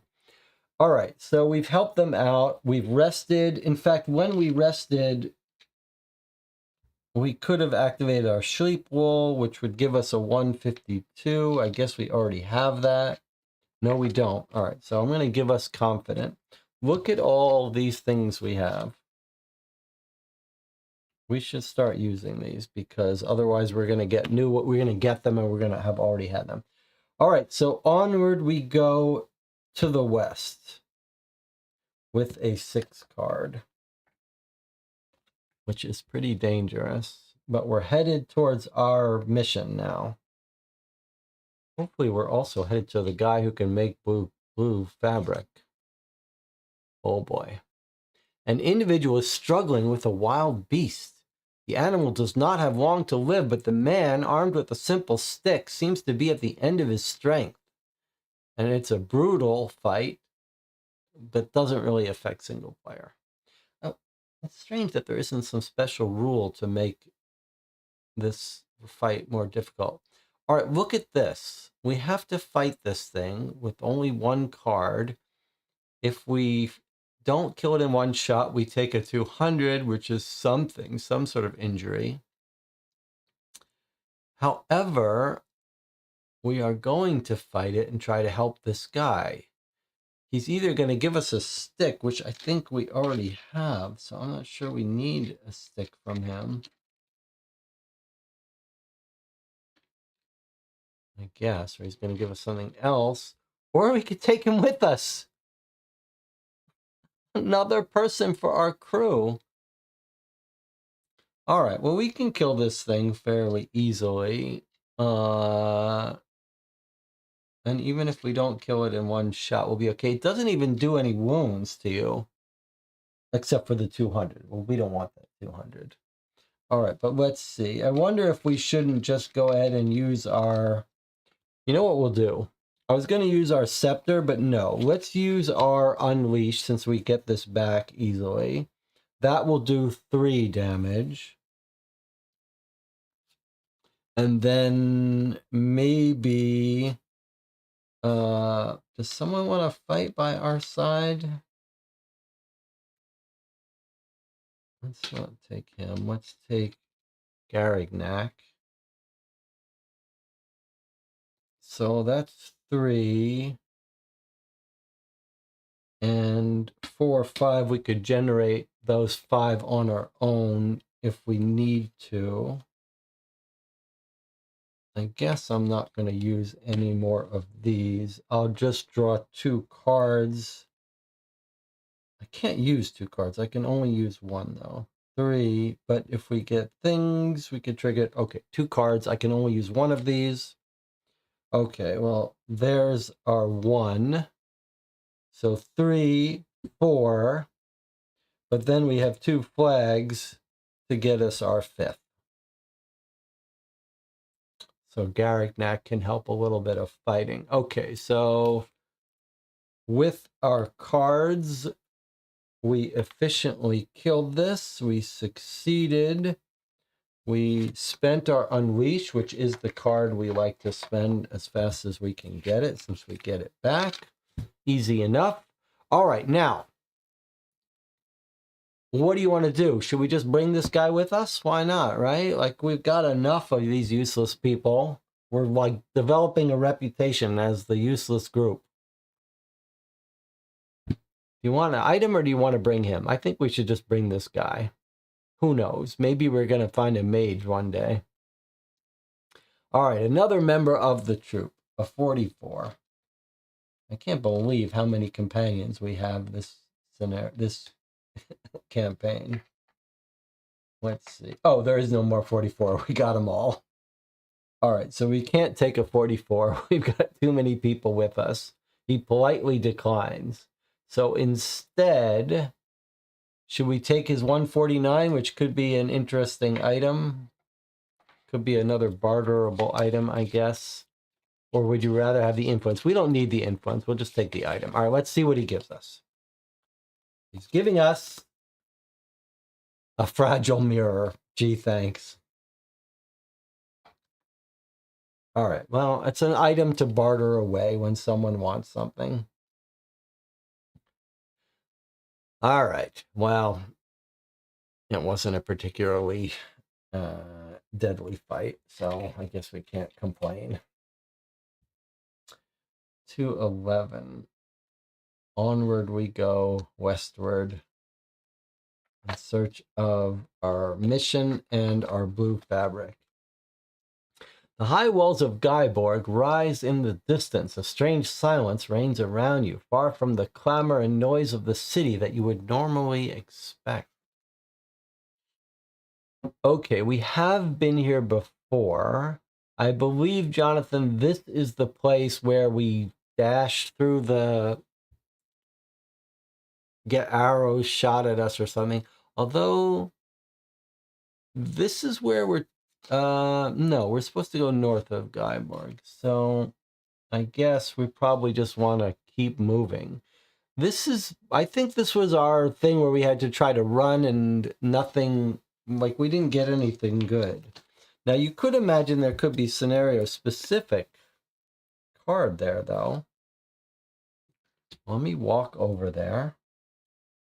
For 1 card, we can keep this if we want. I don't think I do want it. So the question is, do we want to do this again, Jonathan? Jonathan says it stunk. You don't think it's different for this mission since we're up near our area, do you? I think we should do it. We're not going to be forced to do it, are we? Let's just do it. We're well equipped to handle anything that comes our way. Let's just see if there's any mission-specific stuff. All right, there's no mission-specific stuff. Let's see what it says. As you approach Guyborg, you discover a terrain riddled with all sorts of traps. Snake pits, steel traps, no doubt many others. The city-state is obviously trying to deter anyone from entering or leaving. You'll have to be extra careful if you want to reach the ramparts in one piece. Okay, we don't have to do it. We don't have to do it. So let's not do it. Okay, it's a trap. I don't know what that 70 card is. I just remember we did this last time and it was not useful. Like we thought we were going to get something good and we didn't. All right, so we'll just put this out and we won't worry about this. Although a 70, I don't remember what a 70 card was. And I'll bet Jonathan doesn't either. It was some card where like the city doesn't want to talk to us. We thought we were going to get to go into that city, which I still feel like I'm tempted that it might let us go into the fort now, but we have to trust our previous expedition and trust that we can't go in. All right, so we're exploring north. A dark mass is heading toward you at high speed. Buzzing sound makes does not bode well. Will you run for cover or hide in a crevice in the terrain?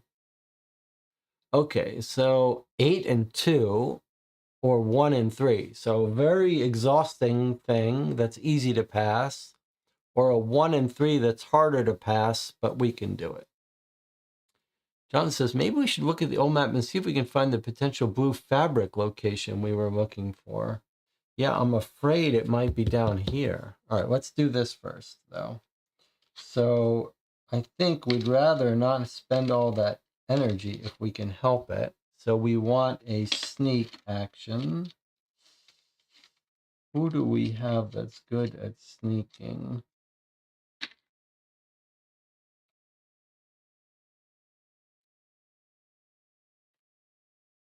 Absolutely no one. But we are going to sneak anyway because we've got enough cards to make it work. Okay, here's what we're going to do. We're going to use Confident. That would let us use 2 cards to get, or this. Okay, well, we're going to use this, and then we can generate more successes on our own. So I'm going to take 2 cards. We'll see if we can... Should I even bother? Yeah, 2 cards. Okay, here we go. We're doing this second action here, sneak. Okay, so with 2 cards, we can get 2 successes, and then we just need 1 more. That's our 3rd success. Okay, and then that's Confident done. No point holding on to these forever. You save yourself an encounter with the roaring cloud, which engulfs birds and rodents that have not had time to flee, and that gives us a 49, which is another glimmer, which we might use to unblock some cards if we want. And then this goes on its way, and out comes 115. Okay, now I can return to what Jonathan was saying. Can we find where that guy is? Untouched by burrowers. So we get our unleashed back again. Is this the guy who... This isn't the guy who makes blue fabric, is it? This is a cool place.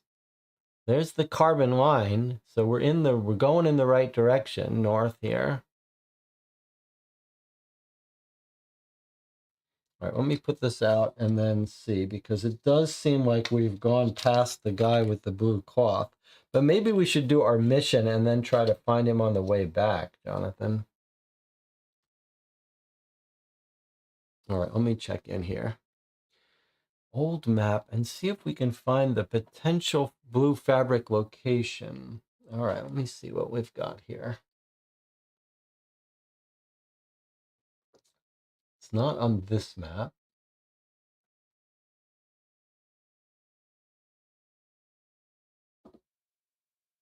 Okay, it's not on that map. Not on that map.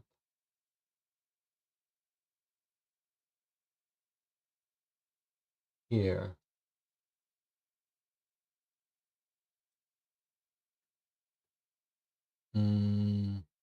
There he is, right there. Okay, so there's our blue fabric. Is that our blue fabric guy, or is that the guy that wants the package?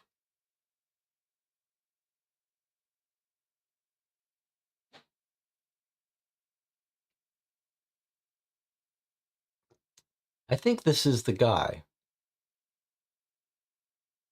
I think this is the... Is that the guy? Look one over.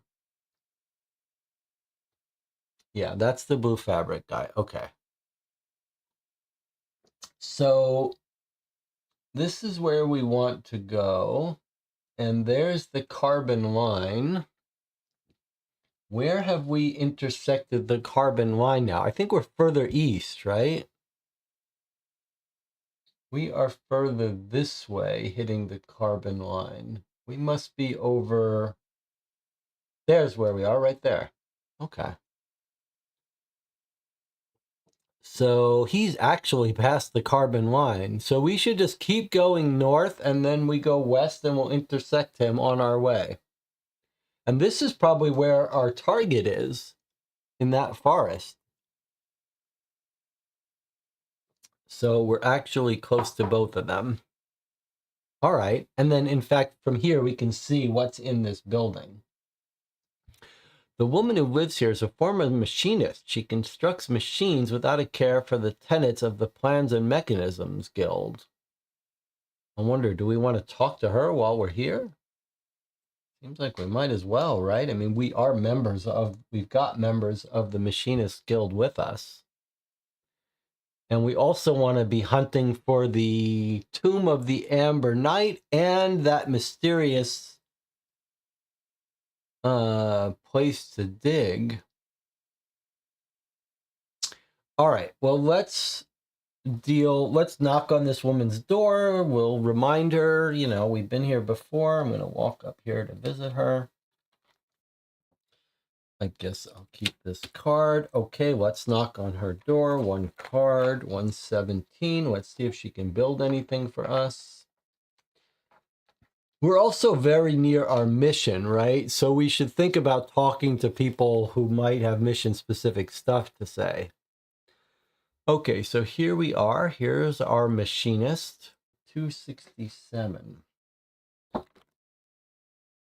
Did I spend this unleashed?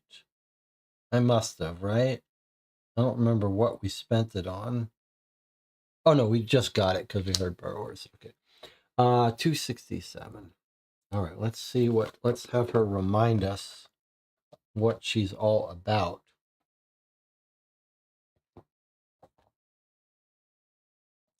She says, one of my creations can straighten twisted swords, sew wounds, set broken bones, and more. I can show you how it works if you provide me with some parts I need for my other inventions. I don't have time to fetch them myself. Oh my God, she wants a mirror. You got it, lady. Just one? You sure you don't want a couple mirrors? All right. Otherwise, take one of the following actions or both. If you want to take the following action, you give her a flute, a mirror, or a spool of thread. All right, well, we want our thread, but we're happy to give you a mirror. Now look what else she wants. A shard of Carolyn. Oh my God, we got it all for this lady. We got everything she wants. However, her rewards are not that good. So if we give her the mirror, she'll let us unblock a weapon, which I'm not, and give us a glimmer, but we don't have any weapons blocked. Are we going to help this woman just to help her? I don't know about this. What about that hoe? Was that hoe supposed to be discarded or just blocked when it broke? Discard this. Oh, I don't know. I guess this is really about narrative. Like, I mean, a glimmer. A glimmer is good for us. It's not nothing. I guess we don't need a mirror. But what if someone else wants to barter with us? I guess we should give it to her. And then if we want to give her our shard of Carolyn, which seems a very expensive thing to give her, she gives you tips on how to improve your crop yields. Her famous treaty, The Wind, the Essential Gear, full of useful information, which gives us 2 production and a 99. Now, we're not going to give her that. But for fun, let's give her the mirror. Okay, lady. Here's your mirror. I don't know how that's going to help you. I guess you make lasers on a mirror. All right, so we're giving her the mirror. We discard it. And we get a glimmer, which we can use to unblock our cards. Unfortunately, we don't have a weapon or an injury. but that's okay. I mean, you should look for ways to cooperate and help people. You don't need to get something good back every time. All right, so that stays out there. We can always talk to her again. I mean, what if we have a weapon that gets blocked? If we block a weapon, if we get into a fight where a weapon blocks, can we come back to her and say, remember when you offered to fix one of our weapons and we didn't have a broken weapon? All right, well, north we go. Did we do this exploration card? I guess not. VI is a dangerous land to be exploring.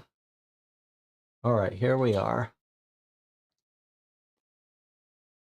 The ground suddenly collapses around you, threatening to engulf you. Is that shadow on that card? Kind of is shadow. I need to increase my light source. During the following action, the active players, whoever reveal this, during the result step, if you do not obtain any dexterity class icons, ignore 3 obtained successes. Ooh, ouch. We don't have dexterities in our deck. It's an odd rule too. During the results step, if you do not obtain any dexterity, I mean, because we could generate them on our own or with wild cards. I'm not sure. We're going to have to look up that rule because it's not that clear to me. I'm going to have to increase my light in the future on this card. Okay, so we try to dodge this thing or whatever, balance on it. If you have a card with the keyword fragile, take a 13 to try your luck. And if you're jinxed, we lose it. All right, well, we do have fragile. In fact, the mirror we just gave this woman was fragile, but we have our own fragile stuff. It doesn't say multiple items, though, but we do have at least one fragile mirror that could break. I was hoping we'd hear the story for that, but we have enough glimmers to avoid that bad luck. Now, if we fail this, we would break our fragile and take 2 bad cards, like injured and something else. This is deadly. All right, now we can draw as many cards as we want, but now we have to figure out what the formal rule is about this thing. This is not the first time we've had this, had a card say this, but in the past it wasn't critical. And it's a little strange because it says during the results step, if you do not obtain any dexterity class icons, ignore 3. So the question is, if we play cards during the results step, can we count the cards that we play as generating those? Or is it only cards we reveal? So let me just look up the formality of the results step.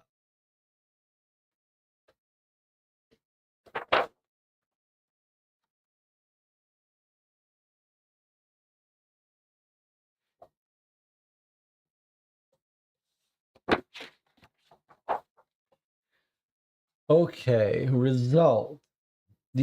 So first you choose how many cards to draw. That's not the result step.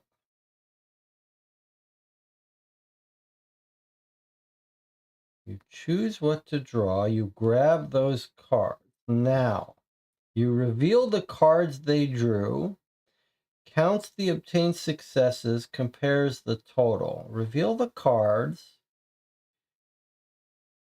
take successes into account, exceptions. Then, as part of the result step, you can apply effects of your cards.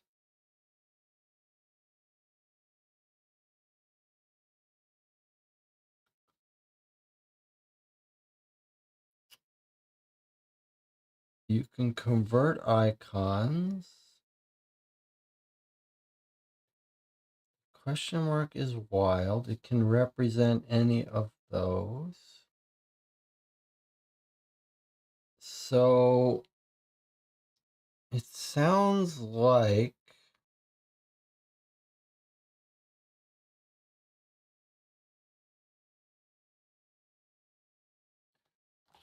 part of the result step says you can apply the effects of one or more of the cards selected in your purse, in your hand, and in your book. So it sounds like the result step is a very broad step, not just talking about the cards you draw. So if we want to avoid this terrible thing, the point is we can use the Acrobat's potion.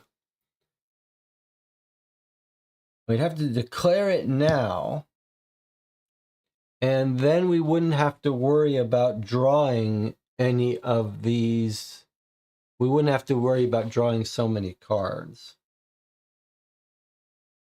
and breaking our necks. So I think that's what to do. I think then, rather than drawing a huge number of cards, what we'll do is we'll use the long stick and the Acrobat's potion.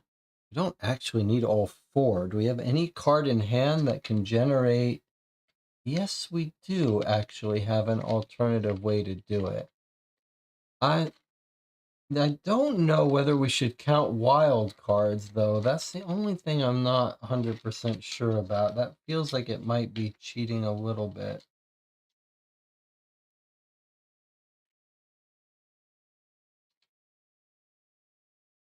So, but I'll tell you what we could do. Instead of using our Acrobat potion, we could use Garignac and throw away 2 cards from our hand to generate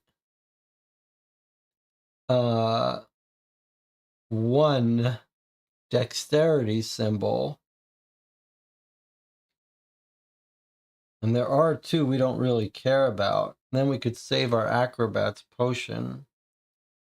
I kind of like that idea. All right, so let's do that. So we need 3 successes. Here's 1 right here from our long stick. We can draw as many or as few cards as we want. We're not using this potion. But we have enough cards to generate 2, 3. We actually have enough to do this without drawing any cards. I'm going to draw a couple to see if I can avoid. I'll draw 2. I'll see if I can avoid having to spend all our cards. Okay, so I've drawn 2 cards. With those 2 cards, we got 2 successes. There's 2. We need 3. There's our third. So we've got all our successes. However, because of this rule, if we don't obtain any dexterity icons, we would ignore 3 successes. So we're going to generate a dexterity by discarding 2 cards from our hand. For every 2 we so discard, it generates a dexterity symbol. So we've bypassed this thing. So those go away. We succeeded. Those are the hands we drew. Now, we still have succeeded. We threw ourselves to the side, narrowly avoiding a nasty fall. Now, we do have some fragile, so now we have to see if it's breaking. So we're drawing a 13 card to see if it breaks. However, we've got a lucky card, and it says, when you must draw 1 or more 13s, we can try, instead of doing so, we can continue it as a success. Consider it a success. I think we'd rather... let's just do that. rather than drawing a 13, just for fun. Although, what happens? What's the worst that happens? If we're jinxed, we lose the fragile item. We don't want to lose this mirror because we want the fun of it. I'm going to just go ahead. I mean, this is a very poor use of unlucky, but rather than carrying this around, I'm just going to go ahead and use it because we end up our missions with plenty of these. So instead of drawing cards, I used our lucky card and just bypass this. Yeah, 2 and a 3 would be terrible. It's just that we have different ways to bypass bad luck. So, yeah. Okay. On we go. Have we ever been up this way? Yes, we have. Where we're going to meet our guy with fabric. You can see the edge of the wing-borne forest beyond the carbon line. Okay, this is where we're supposed to be going for our mission. That's the edge of the wing-borne forest. There's the carbon line.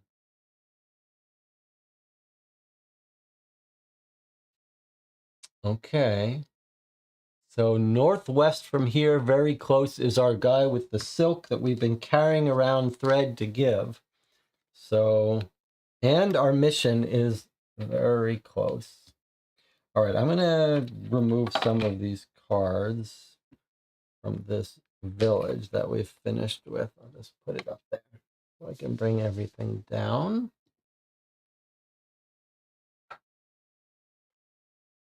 All right. This has been a really epic adventure we've been on, and it's not over yet. All right, so I'm going to move up here. That's one card. We can keep it. All right, now we know our guy with the blue thread, we hope he's got blue thread, is over here, right? Here, 1, 2. Here he is, 1, 2, 3. And then our mission is here. So what do you want to do first? Do you want to do the mission or you want to get the thread first?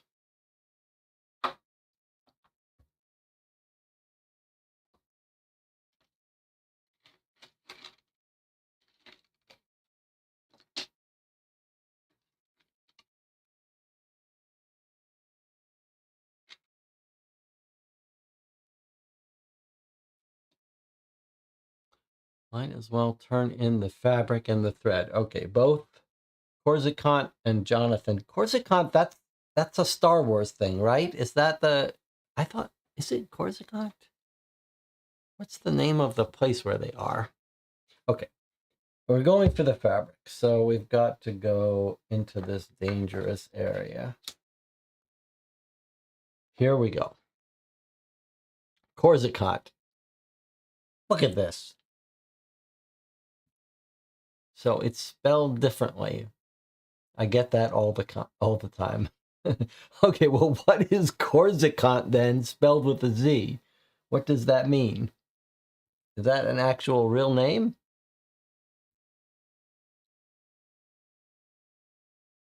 I guess we'll tune into the chat. Just a name I created. Okay. It's like you're asking for trouble. Okay, let's see what we've got here. You discover a nest in which a female koina is sitting on her eggs. You could kill her and take her life-giving eggs, but you would risk damaging them. It should be possible to steal 1 or 2 of them by distracting the snake, as long as you think you're quick enough. We've never seen this before. Okay, so what can we do? We can just go on our way, which is not a terrible idea. Or we can try to grab it. And we do have a flute, so we could play her a little tune to distract her, which would give us 2 successes. So we'd only need 1 success, which is very easy to do. So we could very easily just grab 1 egg. That would get us 4 life points.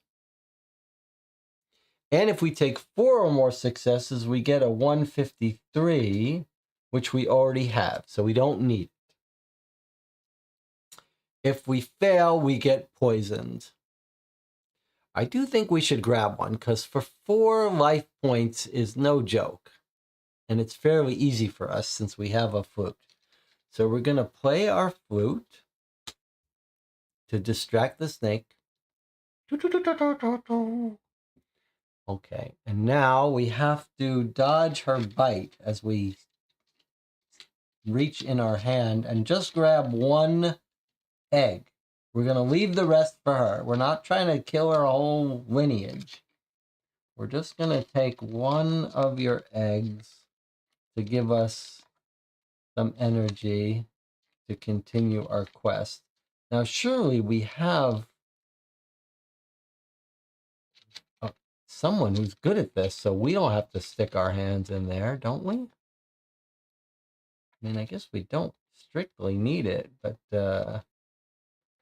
seems like one of our troops should be able to do this instead of us.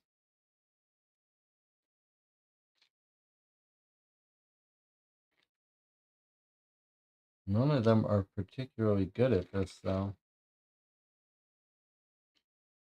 I would have thought we'd have something that would let us do this, though. Dodge. What about the stick? No, stick doesn't do it, huh? All right. Not even the net? No, not even the net. All right, well, we can do this on our own.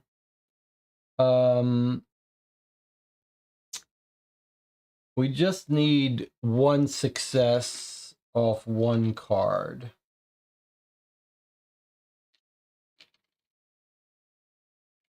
One success off one card. The only reason I'm looking at our people is we've got so many people. I feel like we are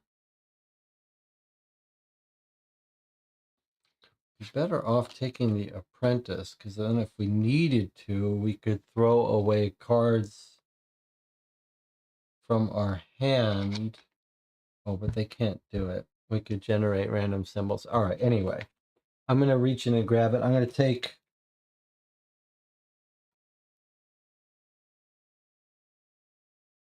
I'm going to take 2 cards because we could generate a success if we needed it. So I really don't need 2 cards.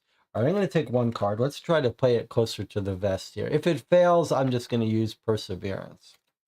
All right, so we didn't fail. We succeeded. 1 plus the 2 here is 3.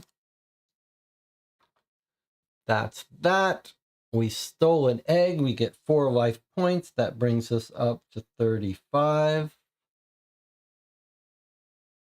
Were we at 32 or 31? If you remember, oh, it was hidden too. All right, I'll just bring us up to 35. Okay, 35, 4 life points.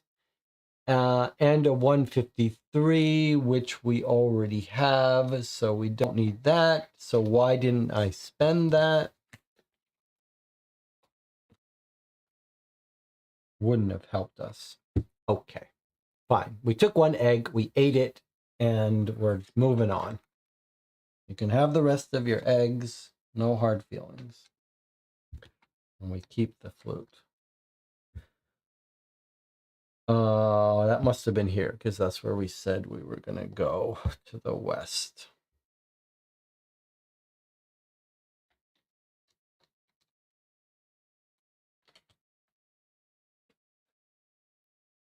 You spot a gap in the carbon line. It should be possible to cross it without too much difficulty.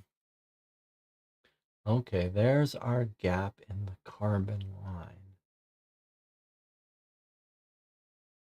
Okay.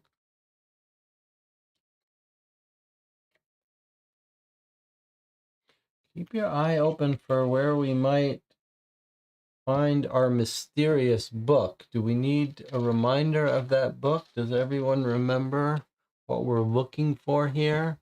It's carbon line with trees. Look for those 3 trees. Or if you find the Amber Knight's resting spot. I mean, there are trees here, but I feel like it's not here. It's not here. Okay. So let's head over this way to the gap. It's cost us 1 card plus 1. So we actually have to redo our health again. You know what? Before we redo our health, let's unblock some more cards. I'm having fun using glimmers to unblock cards here. Wow, we could use unblock to get more life. It's like food. That's not a terrible thing. How about 1 and... that's a good card, but block this, block this. Maybe it's too soon to use these.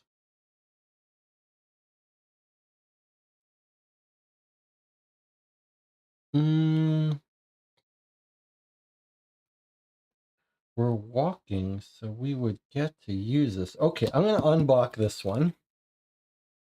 I'm going to spend 1 glimmer to unblock that card. Now, these are the 2 cards I'm using to walk over here. So I draw them, and I can keep them. And I am going to keep the second wind that I planned to keep. Now we're over here. Now we're going to use second wind along with our sleep wool, which gets us a 152. So we're going to rest with sheep wool, which gets us back confidence, as well as getting 5 cards. 1, 2, 3, 4, 5. We haven't had to do a recovery yet. And then this gets blocked again. All right, just a way of getting some extra health for us. Keep unblocking that card with a glimmer and getting more health. Every time we get a glimmer, it's like a guaranteed 5 health. Now, do we want to look at this carbon line? Maybe it comes out from the search. I don't think he's going to come out when we look in there, but let's do that anyway. 403. Last time we didn't come from this direction is the thing, I think. Okay, let's see. Maybe this is supposed to be over here, less shadow. A young woman dressed in dark blue is searching through the rubble at the foot of the wall. This is definitely, there's lots of hints about blue here. All right, she's going to be related to this guy. Oh, here it is. Oh, she's the one that wants the thread? Good day. What are you looking for? What am I looking for? The truth. To restore my late mother's honor. You wouldn't happen to have anything to sew this with, by any chance, she adds, pointing to her torn cape. I thought it was the guy that wanted the blue thread, but no. Okay. We must have heard this story before, and I don't remember it, so I think we're going to have to listen to it again, but then we're going to give her the thread. Dorian says, why is there stuttering in the audio? Is anyone else getting this?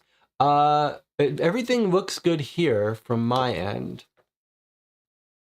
Sometimes just reload the page, just quick refresh. Sometimes that fixes all things. Okay, let's hear her story. I don't remember hearing this story before. Okay, let's see. Look at what it says. Was your mother's honor violated? She led the Ash Tree Shields, one of Kel's most valiant units. She was in every battle against the Burrowers right up to the so-called fallback of the Carbon Line. Her superiors criticized her for calling a premature retreat, when in truth her battalion fought until there was no hope of winning. She avoided sacrificing her troops unnecessarily, but Kel exiled her to Biberonek's Citadel as an example, and she died of exhaustion a few cycles later. Since the reversal, I've been trying to prove she was not a coward, searching for evidence of the bravery of the men and women who fought there. We can choose to discard 2 cards with fist icons in their discard pile and add them to their hand. Huh. That's a motivational story. Gives us 2 cards. Well, it's good our discard pile is full, so we can surely find some fist cards. 2 of them we can bring back. Well, we only have 4. Okay, so let's choose which of these to bring back into our hand. From discard to hand. Okay, so 3 fists, that's great for fighting. Surely we want that one. And then probably... this one's pretty cool. Let's take this one. I don't think I use this one correctly often enough. This one gets you 2 flags, but you don't have to throw it away. You throw something in your hand away. So we'll take Order. That's actually a very powerful card for us for ordering people around. And Powerful, which is a great card for fighting. All right, so we heard her story. But now we're going to give her this thread, which we have never done before. And I know we are all curious to see what's going to happen. Now, for those of you who didn't follow Jonathan and I when we played our first campaign, there's an area to the northwest of the world, much further west, where the blue giants are. And the blue giants are murderous. They are deadly and murderous. And the lore of the blue giants says that when they see someone who's not colored blue, they try to kill them to help them get born again. And what's it called when you reincarnate as a blue giant? So our theory is that maybe we can get some blue clothing. So we're hoping that this woman might actually share some blue clothing with us, although I don't know why she would give us her mother's cape. Okay, but we're going to give her a spool of thread. We've walked this spool of thread. We've been carrying it around for a long time, specifically to give to this woman.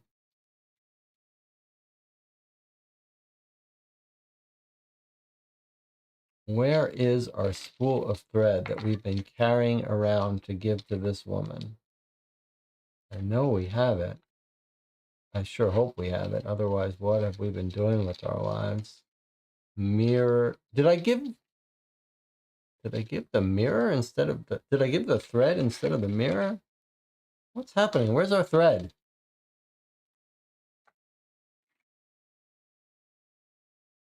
Net? Sleep? Chainmail? What have I done with our thread? There's so many cards here. Hard to keep track of them all, even with these 3D printed things. Slingshot, acid bomb, shard, juggling balls, elegant shoes, acrobat's potion. There it is. Spool of thread. Okay. We're about to give her the spool of thread. But first, we need to take a break. I'll see you in 8 minutes.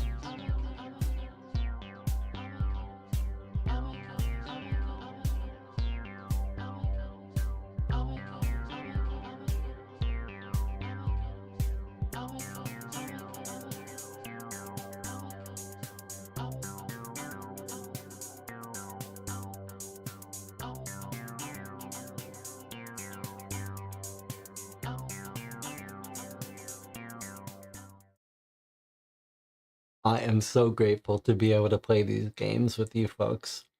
All right. I've got my coffee. Everyone else has their water or tea or hot chocolate. I'd like to have maybe I'll write a little plugin like my voting plugin that lets everyone say like what they're drinking or snacks they're eating during the stream. And then we can just bring it on the screen like a vote. I guess we could use the normal thing. Like if I just brought up the vote and I said, everyone vote on what you're drinking. So just type vote coffee, vote tea, vote water. Let's see. YouTube says 14 viewers. Really, there aren't 14 viewers. But let's see what happens if everyone votes what they're drinking. Maybe we can wake up someone in the chat to take the time to come on and write this.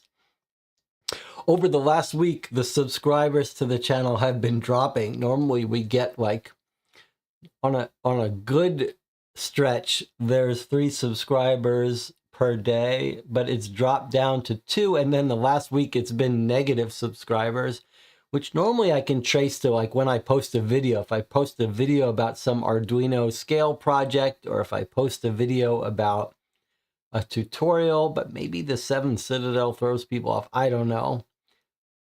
But on the other hand, a new Patreon supporter joined yesterday, so it doesn't matter. It's so wonderful for it not to matter. It's such a wonderful thing. All right, 2 people drinking hot chocolate.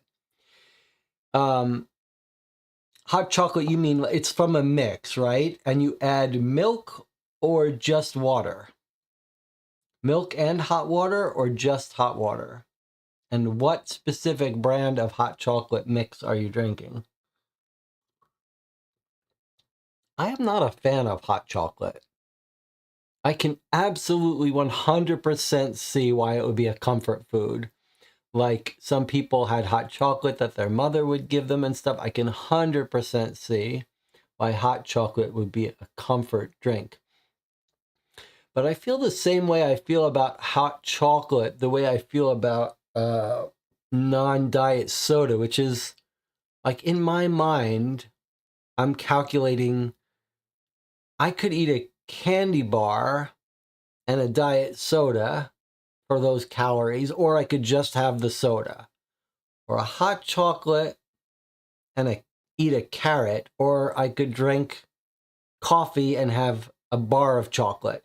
Like I I can't consume an infinite number of calories, and the idea of consuming the sugar calories in a hot chocolate does not appeal to me. Feels like I'm missing out on that bar of chocolate I could be eating.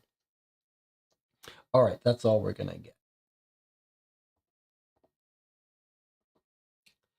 Milk and water, says Jonathan Warner, Swiss. I know that I like variety. I've seen him in the stores. I know you can buy different kinds, like even the Swiss family hot chocolate, Swiss Miss. I know you can get one with like milk chocolate, dark chocolate, marshmallows. Dorian says, hot water here. The warmed up milk can be good, but I don't do that as much. Nestle, Swiss Miss. Okay. With some cinnamon, says Jonathan. All right, I get it. All right, let's give this woman enough messing about. It's time to give this woman her thread and see all about us. Like, we're giving her this gift. I hope she appreciates how far we've traveled with it. We hand her the spool. Banish this card and read 238. Okay, so now we're going to see what this spool gets us. Presumably, we have to give up the spool of thread too, right? Discard the spool of thread. Okay, here we go. 238. It's not a side quest. It's just a dialogue, and she's not giving us any blue clothing, but she's going to tell us a story. Oh, maybe she is. Please take this as a thank you. This cape has saved my neck more than once in the Blue Giant's territory. I went there to find the site of the Battle of the Forgotten Wilds. It was there that the Ash Tree Shields unit, commanded by my mother, joined forces with the Blue Giants. Whoa. To stop the Burrowers' advance. Go figure, the Giants are peaceful with anyone wearing blue. If you have the opportunity to travel there, you should know there is a pond with water dyed blue by a local plant. Soak your belongings in it for a long time and they will turn dark blue. You will then be able to move freely without provoking the wrath of the Blue Giants. You thank her for precious advice which may turn out to be useful one day. So she's not giving us the blue clothing, but she's telling us how to do this. She says, if we travel to the Forgotten Wilds,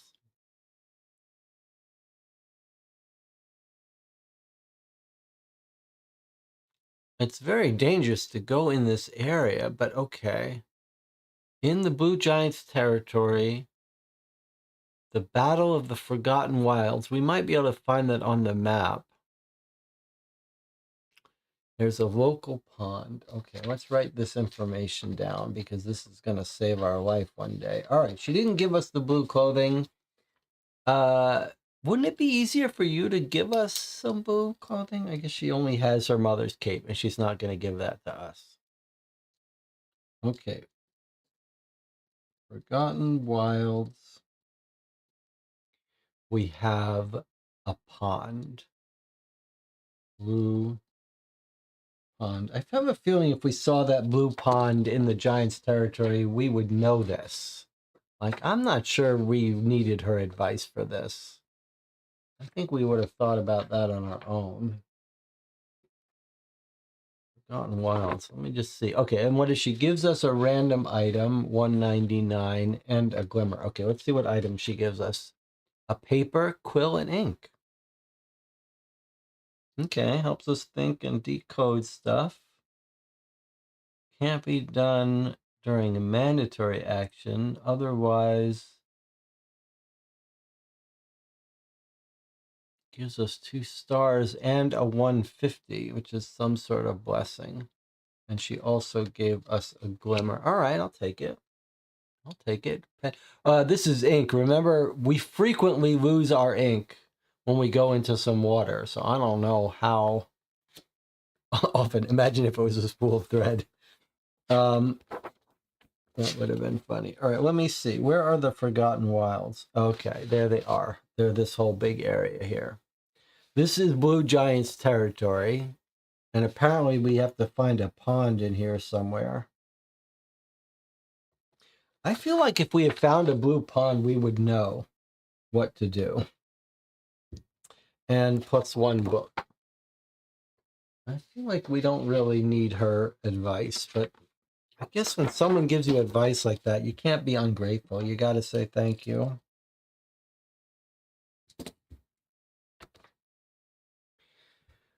All right. Banish this. Okay. So, and it's one of these banishes where we couldn't do it again, right? There's no other 403 card. No. All right. So we're done with this. That's our blue fabric. There's no reason. Well, there's another guy here. Now, he wants to barter. He's nearby, this guy. Is there any reason we want to barter with this guy? What does he say? Oh, he's the door to Waterbank. Is that right? He's the door to Waterbank. Wow, I don't remember that. But that's how we get into Waterbank. He's at the entrance. Okay. That's weird. I didn't remember that. But that's not what we're about. That's not where we're going. All right. It's time for our mission. Unless we want to do the stuff by the carbon wall, but it's time for our mission. And this is our mission here. So now we're going to head back. That's 2 cards it cost us to go back. This one lets us grab a card from our discard, which is pretty big. Is there any card here we don't care about? These are all good cards.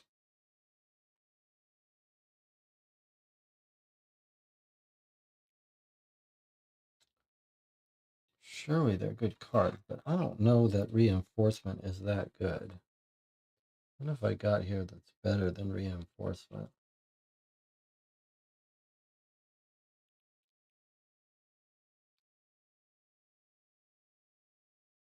What's our mission? To find the epicenter, huh? Okay, I'm going to take inspiration, throw out reinforcement, 2 stars, throw out reinforcement, take inspiration, and then use inspiration to go grab us this. All right, just a little bit of tweaking of our hand. All right, well, I guess we're going to look at this area. This is all new to us now, right?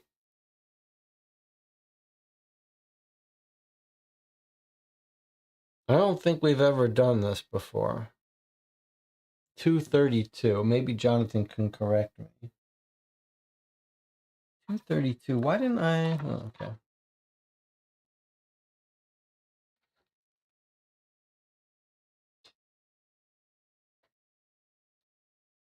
We might start getting mission-specific cards soon. Okay, there's 232s. You move carefully through the undergrowth, keeping away from any vegetation that seems dangerous. He's not the front door, says Jonathan. He's offering to drive us. Let me see. Okay, we have a picture of this on our map, so I think we might have seen this, says Jonathan. All right, let's see. As you delve deeper into the vegetation, you feel a sharp pain. Ouch. Carried by the wind, a leaf of a guillotine, sharp as a sword, has cut your arm. So if we hadn't given that lady our spool of thread, we could sew ourselves up. Otherwise, we're going to have to heal ourselves. All right, well, this isn't particularly hard to do, just a little bit expensive. It doesn't have a chain on it, so we can draw as many cards as we want. Flags can turn into success. And we've got 1, 2 success on our own, 3 success. So we can generate these without drawing any cards if we wanted to spend cards from our hand. I'm going to go ahead and draw 2 cards, and let's see if I... Okay, so I only got 1 success, and in fact, only 1 flag. So that's a little unfortunate. We're going to have to spend a lot of cards on this pointless action. Or instead of spending a lot of cards on this pointless action, we could say it fails, take a 13 and try again. 1, 2, 3. I'm just going to use our cards. I think I'm too stingy using cards from my hand. Although we're entering some dangerous area, which we'd never been. All right, let's just do it. I should have been more careful, but 1, and then 2,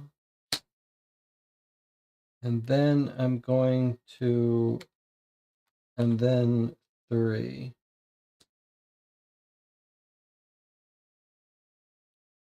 So there's 1 success from our hand, 2 successes, and then I'm going to trigger her 2 flags to get our 3rd. That was very inefficient.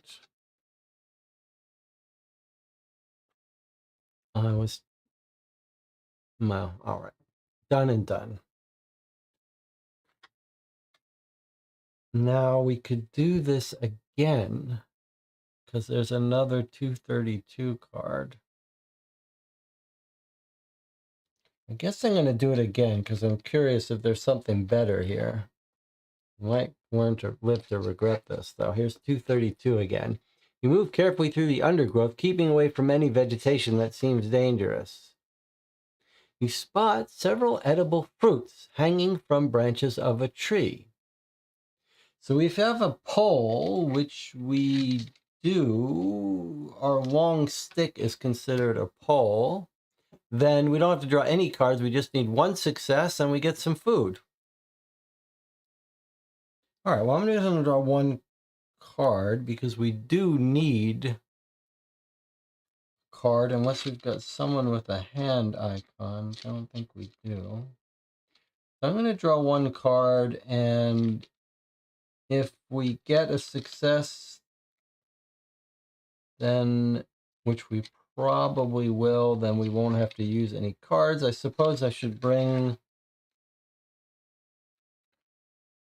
anyone I can bring? Yes, I'll bring this person with us just in case, this traveler. All right, 1 card. It's not a success. That's unfortunate, so I'm going to have to use one of our cards in hand, blocked, to achieve this. All right, so we've gotten some bad luck because I'm trying to be a little stingier, but we have succeeded. Or I could actually, I think actually it's smarter to keep this card in hand and do it again. Yes. The failure is only that you keep a card in hand. So better to not spend this card and just keep this rather than blocking it. But now we do have to get health back.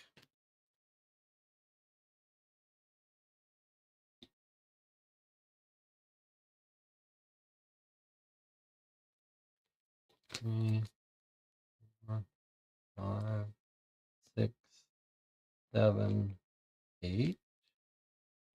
8 health.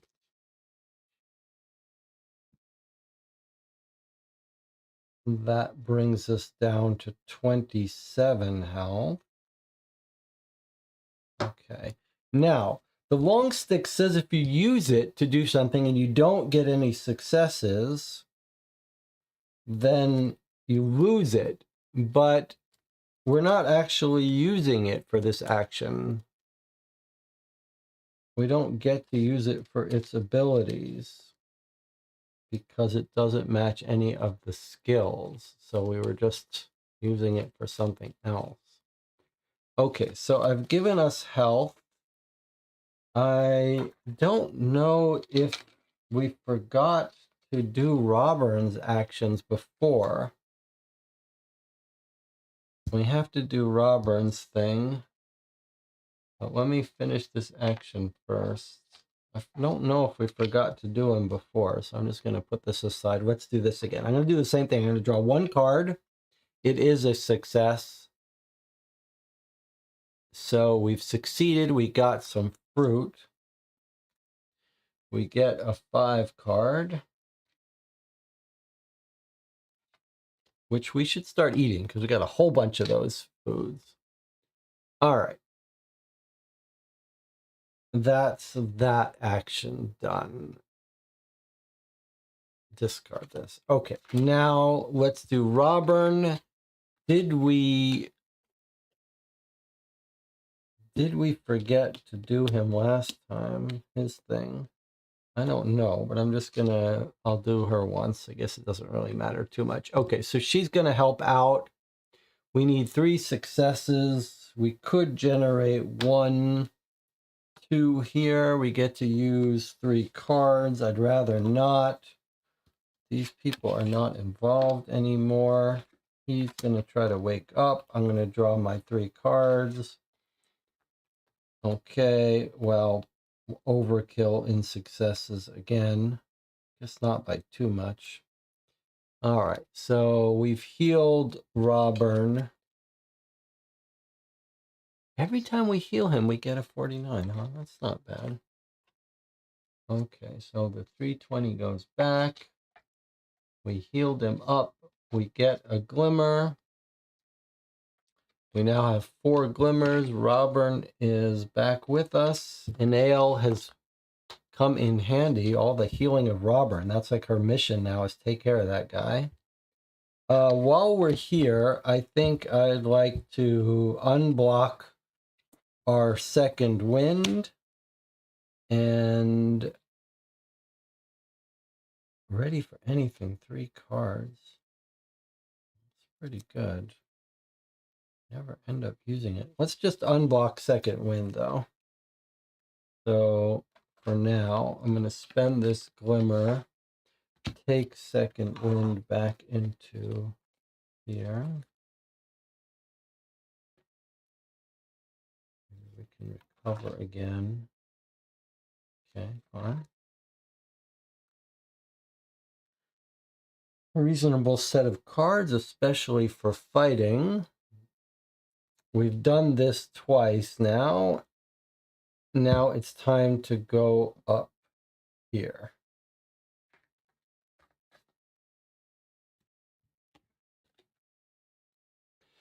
Your ground shiver keeps alerting you, which is unusual since burrowers avoid necro-druidic vegetation, especially when it's lush like it is here. So, a build action or a spell casting action, 1 and 3. All right, well, we've got the people for this. We've got our... We use the Arcanist Apprentice quite a bit. So I think we should let the Machinists take their shot here. The Apprentice Engineers are good at building. Plus once we can use 2 cards to get 3 successes, and they can turn flags into successes. We could generate 1, 2 if we needed to. So let's go ahead and be more, let's not be as stingy as I've been. I'll draw 3 cards. Can only use 2 of these. All right. Well, there's our 2 successes. We need 1 more success. 2 flags triggers their success. So there's our 3 successes. And the reward is nothing. This goes away. All right. Now we move up north.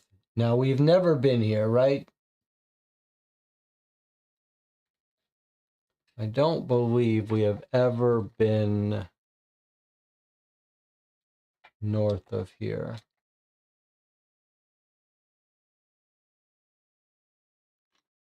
There is only a yellow 306.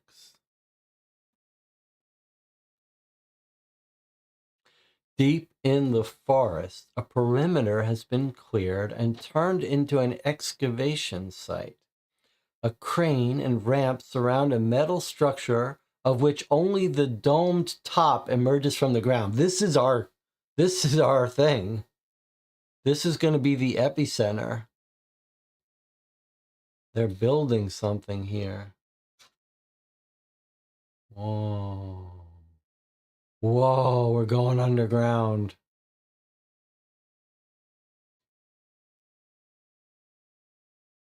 We're going into that thing. We are going into that thing.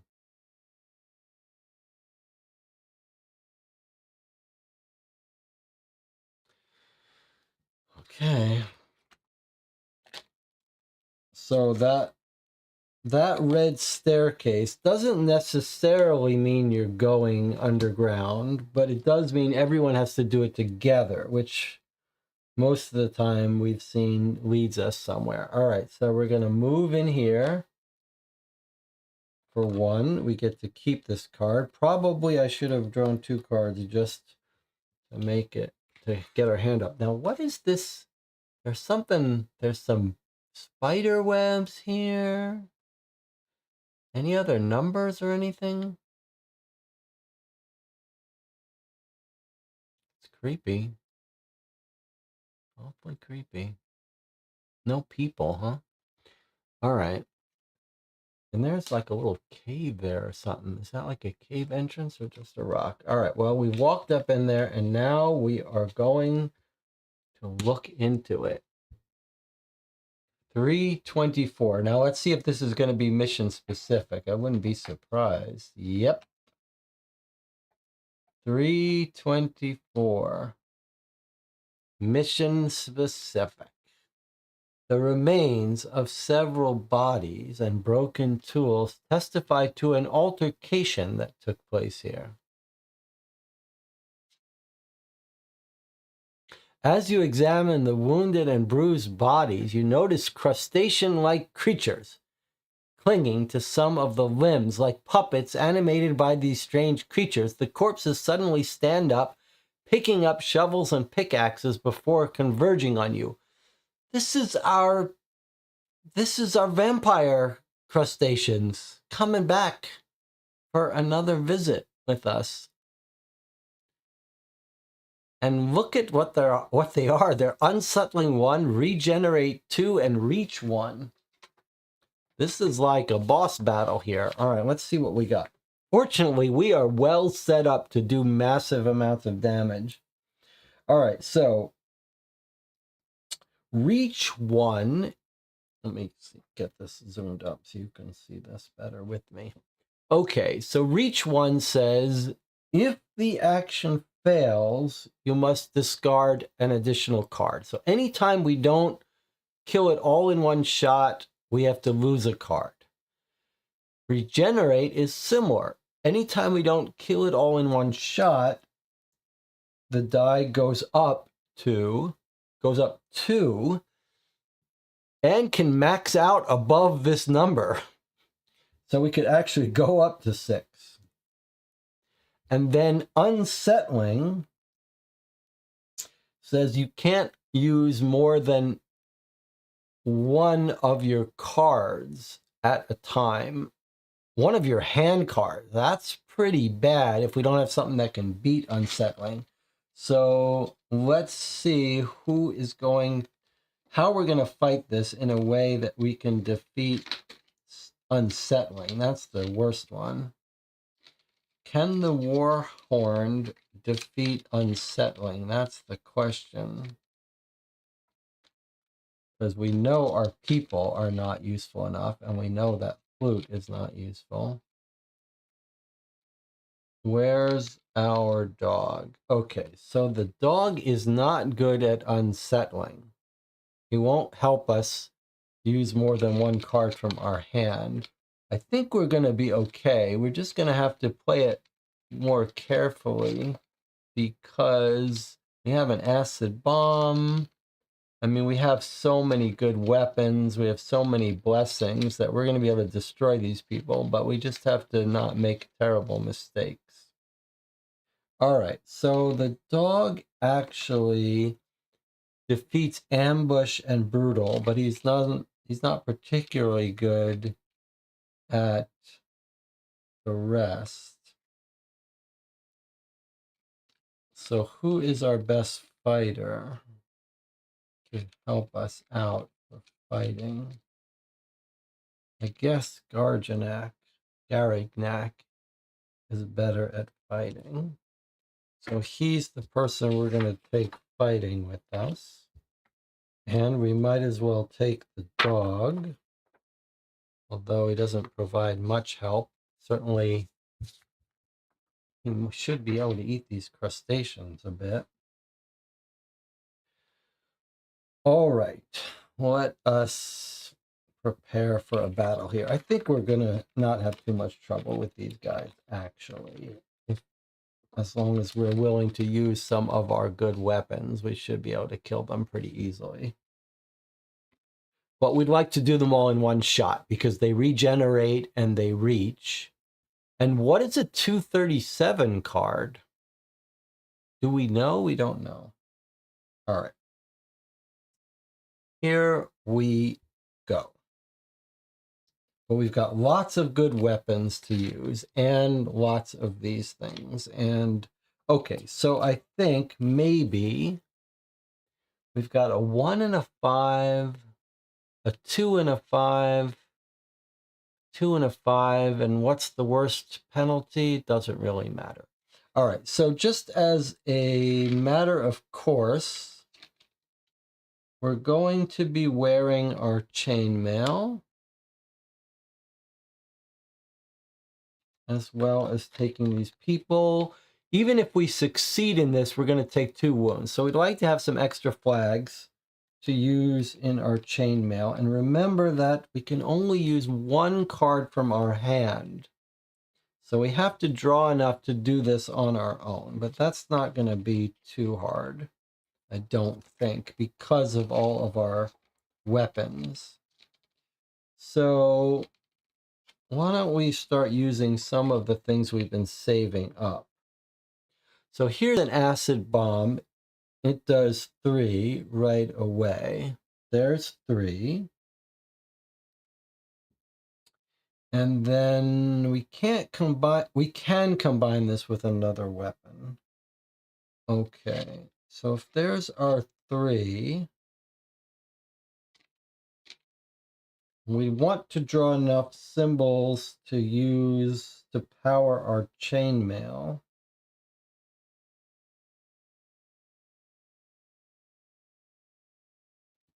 What have I got in my hand?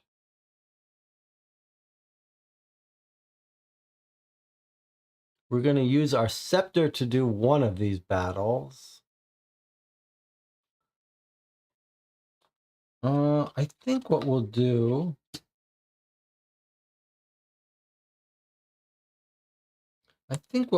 is we're going to use Unleashed since we get this back so quickly. So there's 3 damage. And then we're going to bring this, which does 3 more. In fact,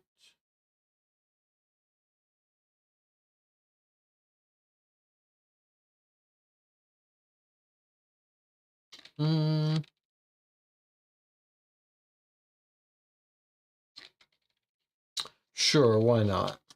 We don't need to overthink this too much.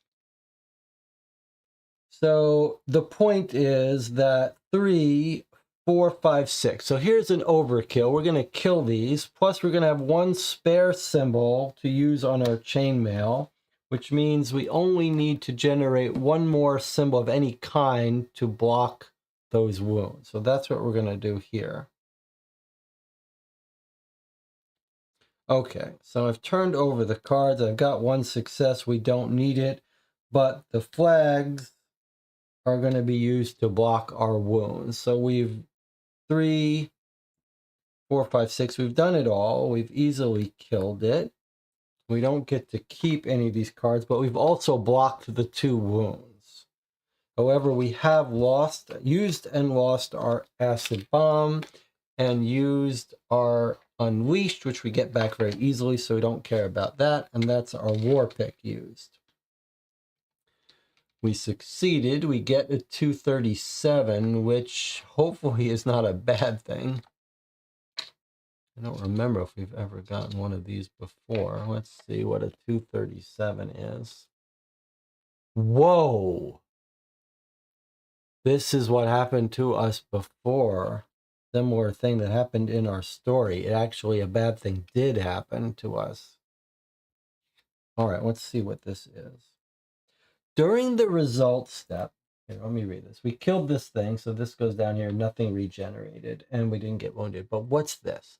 During the results step, ignore one success taken into account, and one other involved character loses 1 life point. If there are no other involved characters, which is us, you lose 1 life point. You may ignore this effect by discarding a reflex skill card from your hand, which we don't have because why would we? All right, so ignore 1 success whenever we fight and lose a life point no matter what.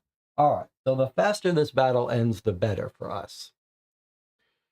All right, so I think we're just going to use our scepter now to do 6 damage.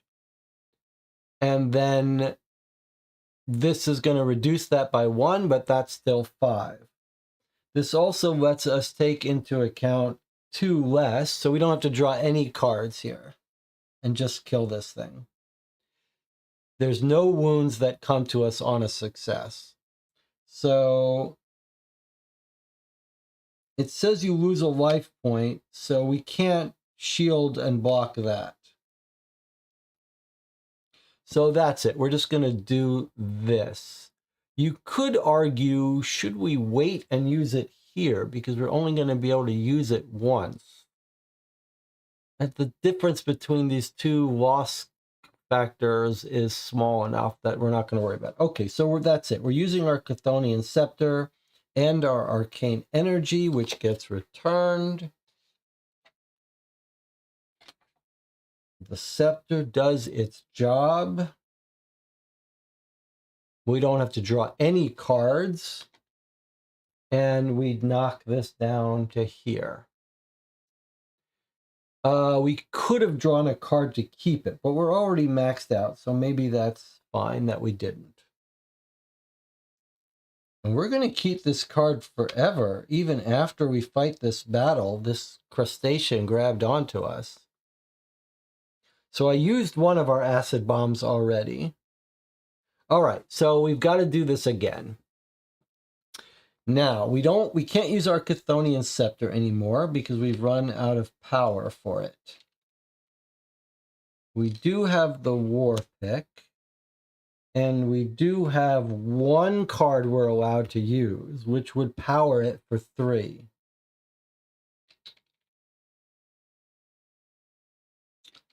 And then we can draw enough cards to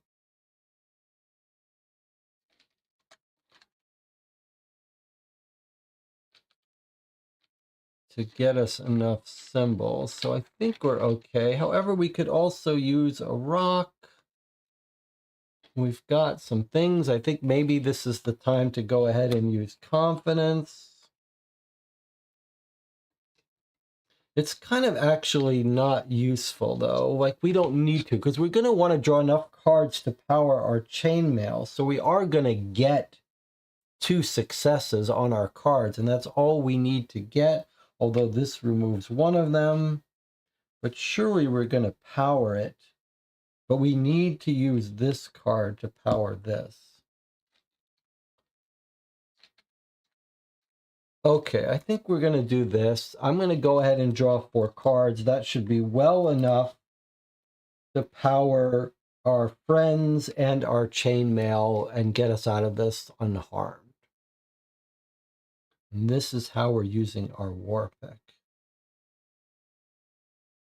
Regenerate, reach, and unsettling. Those all trigger on a fail, except for the unsettling, which just means we can only use one of these cards, and this is the card we're going to use. So we can't use any of these.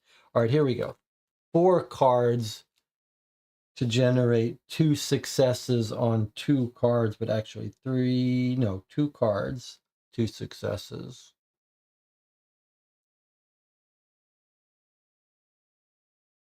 2 cards, 3 successes because of this.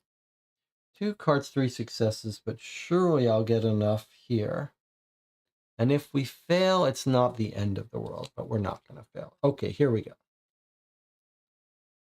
So we get to use 2 of our cards. So there's our 3 successes and this. That's a total of 6. Sorry, I don't know if you can see this because of my view. All right, so there's our 3 successes plus 3 successes. That's 6. That's how many we need because we need 5 plus 1. And do we have enough symbols for our chainmail? Yes. So that blocks. Oh, this wouldn't cause any wounds if we succeed. Okay, so we didn't need to draw so many cards. All right, so there's that. But however, we should have been losing a life point this turn and the last turn. So actually, we do lose 2 life points this turn and the last one. But we succeeded. I shouldn't have drawn that many cards because we didn't need me to. Okay, but we've killed these crustaceans, even though they've grabbed onto our arm. Now we have to read this card, 340. That's dialogue 347. All right, let's hear about how this goes.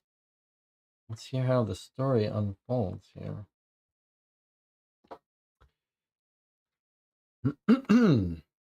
The last body collapses under your attack, and you finish off the creatures that had taken control of it.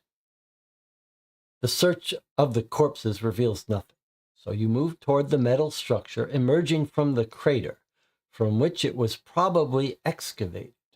Its top vaguely resembles the crown of a bell, at least 8 strides wide by the looks of it. Even though you cannot determine its height, you have no doubt that the part still buried must be gigantic. Could this thing be at the origin of the tremors? You're deep in thought when a shadow hovers over your head. Escorted by more than 100 birds, a small individual, richly dressed and equipped with wings, lands not far from you. You stand on guard, ready to fight him, but the birdman speaks up. Leave this place. You're not welcome here. You can hardly hide your surprise when you hear the creature speak. Stories have circulated about a species of birdmen. You now know they are true. Fear not, I mean you no harm. I've come from Ninadazur's Citadel. I'm trying to find the origin of the tremors that hit the collapsing lands. According to our seismologist, should be somewhere around here. The winged creature regains a semblance of calm.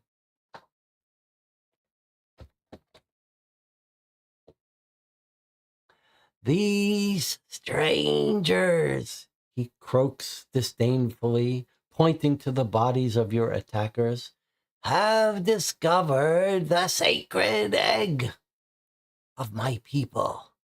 My flock intervened to prevent them from touching it and doing irreparable damage. but they killed several of us and we fled. They awakened our sacred egg, but they unearthed something else. From the tree where we had taken refuge, I saw crustaceans emerge from the ground and seize some of them and turn them against their companions. They killed each other down to the last man. But here you are, and these abominations are dead. So it must be this sacred egg, as you call it, that is responsible for the tremors. They get stronger every time it goes off. If nothing's done, it will eventually destroy what is left of our world. So the prophecy was right, the Birdman continues. What prophecy? Every world is incubating a sacred egg, slowly growing inside it.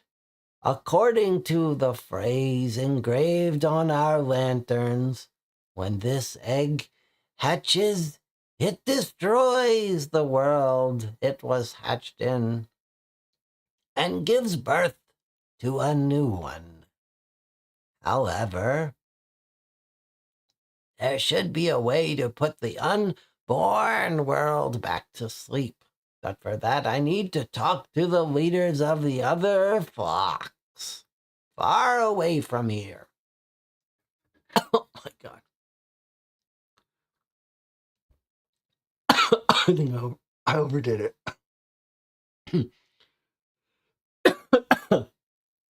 Oh boy, that's worse than the old man voice. Once I have done so, I will join you in your citadel. Let's hope he doesn't have too much more to talk in this story. Pointing to the bodies on the ground, you continue. Do you know who these people were that I just killed? I have no idea. But they paid dearly for their foolish curiosity.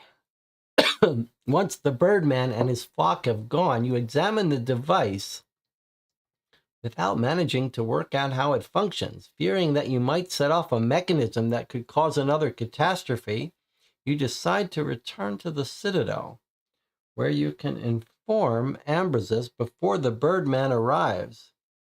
If the hindered card is in play, return it. Take a 99 and a 101. Okay, so the 101 is our goal, our objective. The 99 we're not going to get, and we did get rid of the crustacean's arm. All right, what a cool story by this bird. It's a sacred egg. He says every world has a sacred egg. And when it hatches, a new world is born. And the old one is killed off. This guy's finding a way to talk to his flock to get advice. They're either going to come attack us or they're going to help us. Pretty fun. All right, well, I guess there's nothing much to do here because we can't figure out how to deal with this device. I guess we'll probably be coming back here. All right, we lost our hindered, thankfully. We don't have to deal with this crustacean over and over again. And that's what happens when you're well prepared for a fight. I mean, we play this game sort of preparing for big fights. And so we handle them pretty well. It requires some inefficiency when you're not engaged in a big fight, but once we get to the big fights, we normally can take care of them pretty easily. All right, well, we've accomplished our mission. We could come back. We've got plenty of health. If we wanted to go explore by the carbon line and see if we couldn't unearth the mysterious sketch, we could try that. We're also, of course, always looking for our backstory.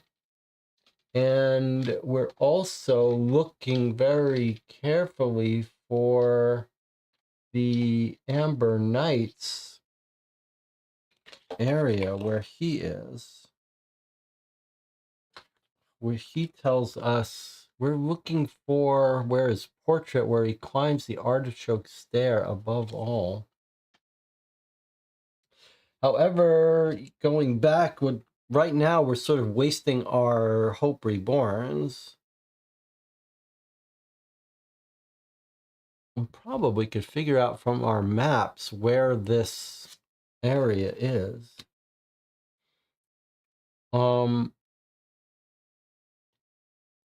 Corsican says we're close to the line. I say that's worth exploring. Boy, Corsican and Jonathan are both. He got stamina. All right. Well, we can explore the line and try to find it. So we got enough health. We go one. Wasn't there someplace else we were thinking of going? Down to that cave, don't forget. We were thinking maybe going to that cave. All right, let me spend the 1 card for that. I guess we should walk along the line and try to find that mysterious sketch. I'm not sure we really need that device, but it might make for a fun story. But we were also thinking of going to that cave. Let me just see how we're going to get home from here. So here's the line as we continue west. We could walk along that line. I forget where. I wonder if where that tree is. Then we have to go all the way down back to our home. It's pretty far. Although we can always eat 10 health and return. We could get our walk card that would bring us all the way back down.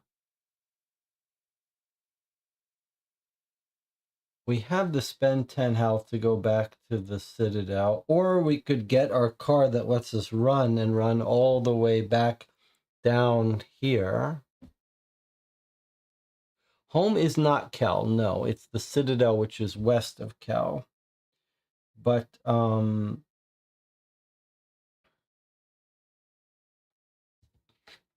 I guess we're here at the carbon line. Don't you think we might as well do this, Jonathan? So it looks like it's a little dip in the carbon line. Maybe? Are we sure this isn't it right here? Are we sure this isn't this place? Because there is a little... There are trees. I know it wasn't... I don't think that's it. But it looks a little bit like it. But not really, because look at, there's this big tall one here. I don't think this is it. Let's keep walking on the carbon line. Let's try it. And then we have to go west anyway. So let's walk west and then we'll head south and maybe we'll decide if we want to go into that cave now. All right, so I'm going to walk over here. That takes 2 cards. That's a reflex. I don't want this card. I'll just take this one. I wish I could find that ability that lets us use reflexes from our hand, because I want to remember about that. All right. Then we need to explore this way. It's kind of dangerous here, though, but all right. You pause for a moment, decide to inspect your equipment. If you don't have weapon or armor, then throw it away. Otherwise, you need to fix it. All right. Well, we know this is our thing. We're just going to try to go through this fairly quickly since we could end this whenever we want. Okay, so we can use 2 cards. I'm going to draw 2 for a success, and if we have to, we'll use cards. Okay, well, we didn't get 2 success. We just got 1 success. However, enough flags to get 2 success. Okay, so that's it. We repaired it and we move along. 97.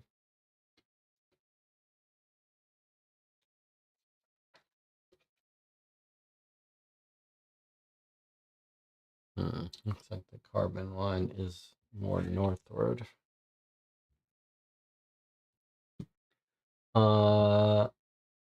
Is there anything for us to do here? Who lives in this house? Do you remember? I'm not allowed to go northward.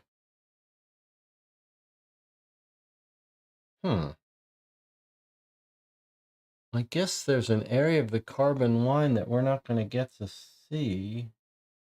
Like, we can't go up here, right? Are we sure this isn't our area?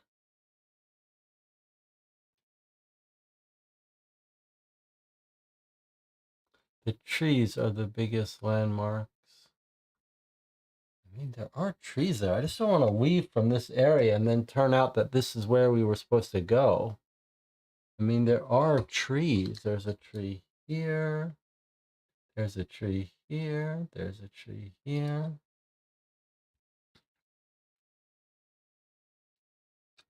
There's the sketch.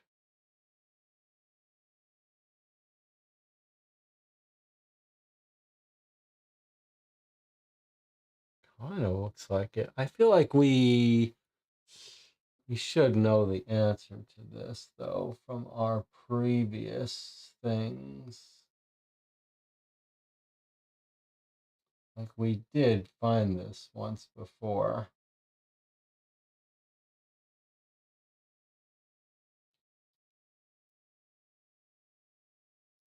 Is there a penalty if we guess wrong? No, it's just a little bit of a waste, but actually it's a very minor waste.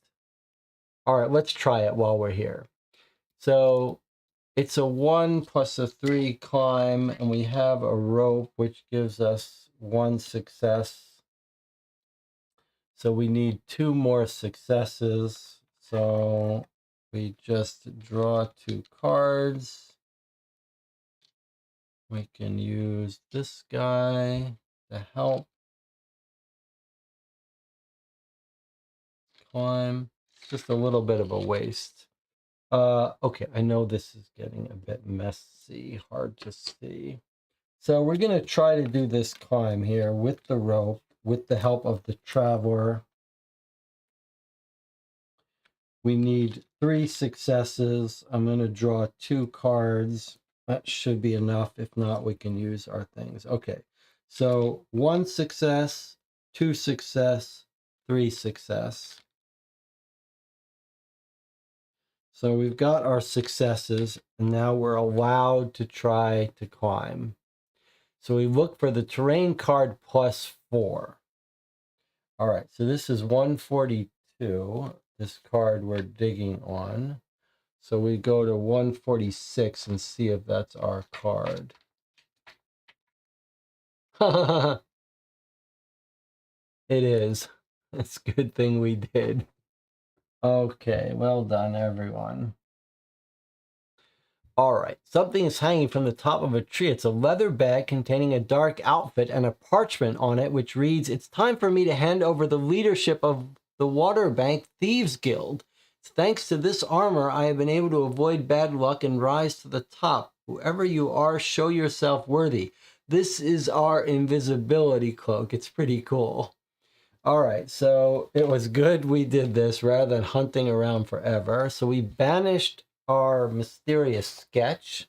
We get a 99, which we don't need, but we now have the master burglar suit. Whoa, look at this. It's good for sneaking. It's good for climbing. It uses dexterity, which is not so good for us. Has a weight of 1, which we can afford to carry. I thought this was going to be our invisibility cloak, but no, but it's pretty good. Although we don't have many dexterity card symbol, so it's not that good for us the way it was in the previous thing. But it's nice to resolve this little quest. All right, so now I think it makes more sense for us to head home. On our map, do we know what those people are?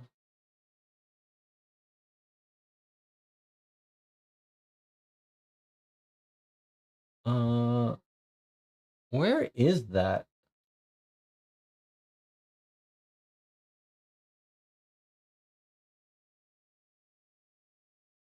Where is this card? It's above this thing here. Guess it's much further west than I thought. Okay. Is that the water bank guy's entrance? Yes, that's the guy. Sorry. That's the guy. That's his house. He's the one who would take us to water bank. Well, how much does he charge? 3 barter items. That's pretty expensive. I think we'll go back on our own. Is there anything about the Amber Knights house that we think we want to do? No, I think we could just head straight south and cross over the bridge right there. Right? Like that's the bridge that takes us over, and we're here. So we just go straight down and then we're almost home.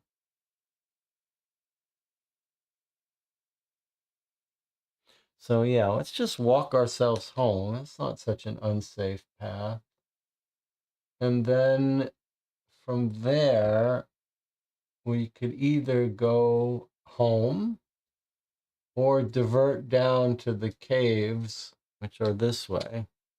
Why not just use the return for health card? Yes, you're right. We could just return for health. Why spend health? We don't benefit from having extra health. All right, so the only question is whether you want to go to the cave. Either way, we could spend our health. We probably have enough to get back, even if we spend 10 health. All right, so we could end the mission now and just go back to the Citadel, and we could go back out for the cave on the next playthrough. Is that what we should do rather than go through it now? Could do it now, but what if it gives us just Hope Reborns, which we don't need?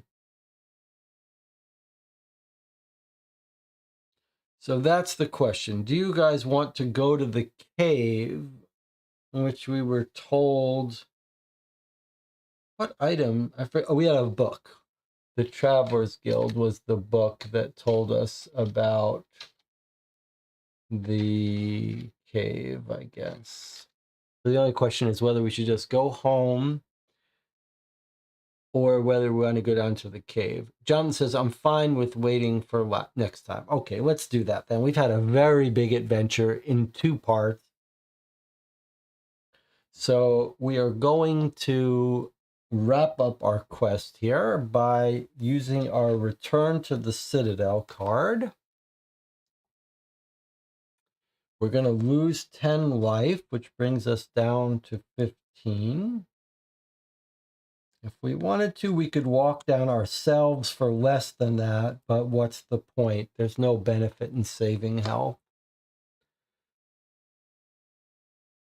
We return to the Citadel by the same road you took.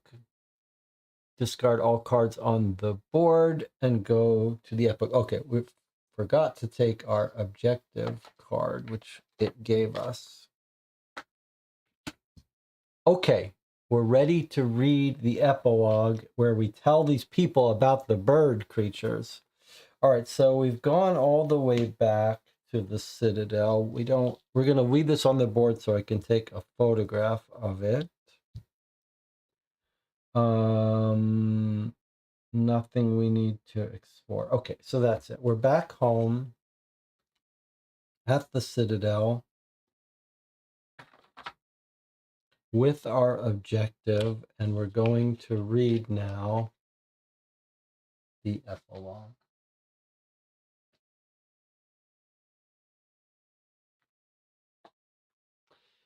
It's near enough to the Citadel, wouldn't be much of a detour, says Corsican. Yes, but you could make the same argument that we might as well go there on the beginning of our next playthrough, especially if we think we're going to get some Hope Reborns.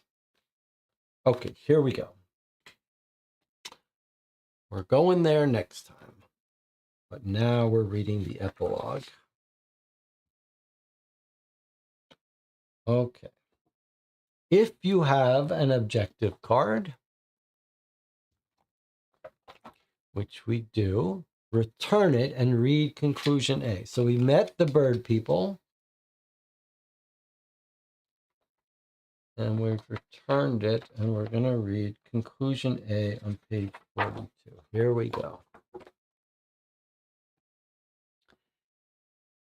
Ambrasus, still pale and emaciated from his poisoning, listens to your adventure. What is this nonsense? A sacred egg? Prophecy and whatnot? It's just the interpretation of a birdman from a culture quite different from ours. From what I've seen, the object is made of an unknown metal. I don't know who unearthed it or for what purpose, but the important thing is to find out how to stop it. These beliefs are all we have.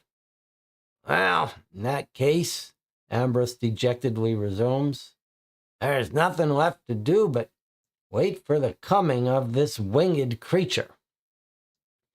At dawn the next day, you are woken with a start by the crash of your belongings falling from the shelves before the whole building begins to shake furiously. The ominous drums beat again, drowning out the cries of terror from the community members. The tremors longer than the previous ones and forces open cracks as wide as your hand in various parts of the camp. When calm returns, after what seems like forever, you rush to the aid of the injured. On the buildings, you must circle 8 building boxes, starting with boxes on a built building that's already has 1 box. Each box on a fortified counts as 2. Destroyed building is no longer built. And then, if there are then fewer than 9 buildings, they're going to get demoralized. Okay, so let's hope we didn't mess this up. But we still have some, we don't really have hope. We have 2 Hope Reborns that we can use for upgrades if we need to before this. But let's go and do this first. So 8 buildings in 8 building points. We have to start out at the library. So that counts as 2. There's 2 down, 6 more to go.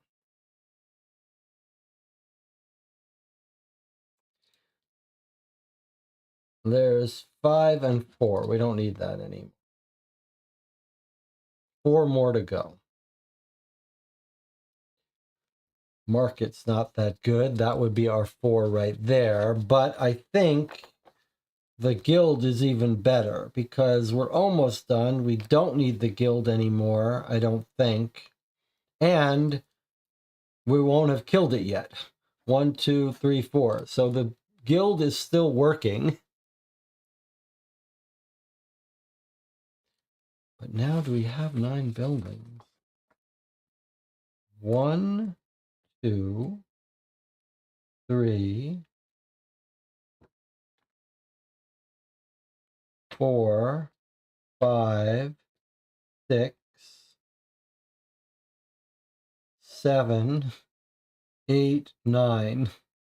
So we have exactly 9 still standing.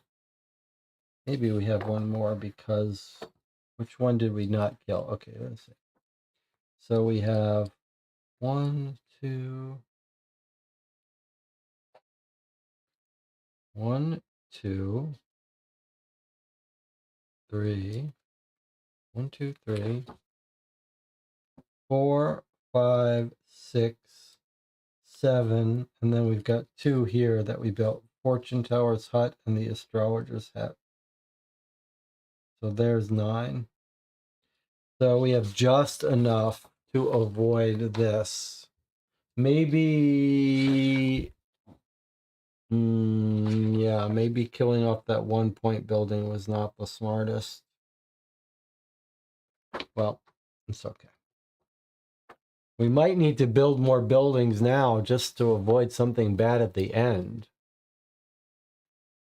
Fewer than 9. Okay, so we don't get demoralized, but I suppose we could have always built more buildings with our Hope Reborns if we need to.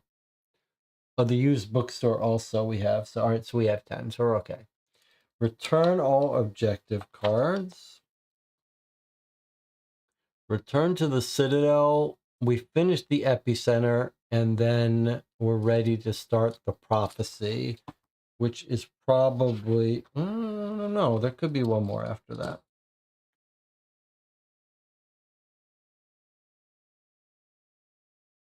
All right, well, the epicenter story is done, and we're waiting for the birdmen to come back after they meet with their whole community and the other birdmen creatures. I might want to think about revoicing them on the next scenario. All right. That was a very cool story ending with the egg of the world about to hatch. I wonder, it looked like people were building, like there's multiple things. We met up with the vampire crustaceans. There were people that were digging. Like the birdmen are not the people who dug up this bell. The birdmen just have their own interpretation of it, but there's some humans involved in digging up this bell. All right. Well, I had a blast. Thank you all for joining. Any final thoughts from the channel here before we move along and end this session? 4 hours we played tonight, combined with the 6 or so last time. This was our long session. YouTube seems to think there are 12 concurrent viewers and 1 like. Now let's think this through. Let's use our deductive skills. Jonathan and I and Corsicant have been playing for 4 hours, and there's 1 like on this video. Now, using my deductive skills, that doesn't seem right. Seems like there should be at least 2 likes. Okay, now there's 2 likes. It was a fun story as always. Thanks for having me. Sort of hope the next scenario takes it into the blue giant territory. Jonathan wants so badly to go talk to those blue giants that nearly killed us last time. It would be interesting if it took us none of this story has brought us to the northwest. I am curious about going into that cave tomorrow. Not tomorrow, on the next mission. I think maybe we have more than I thought our last mission was going to be the next one, but I think yeah, we're almost done. We are very almost done. Maybe 1 more mission, at most 2. All right. Had a blast. See you guys next time.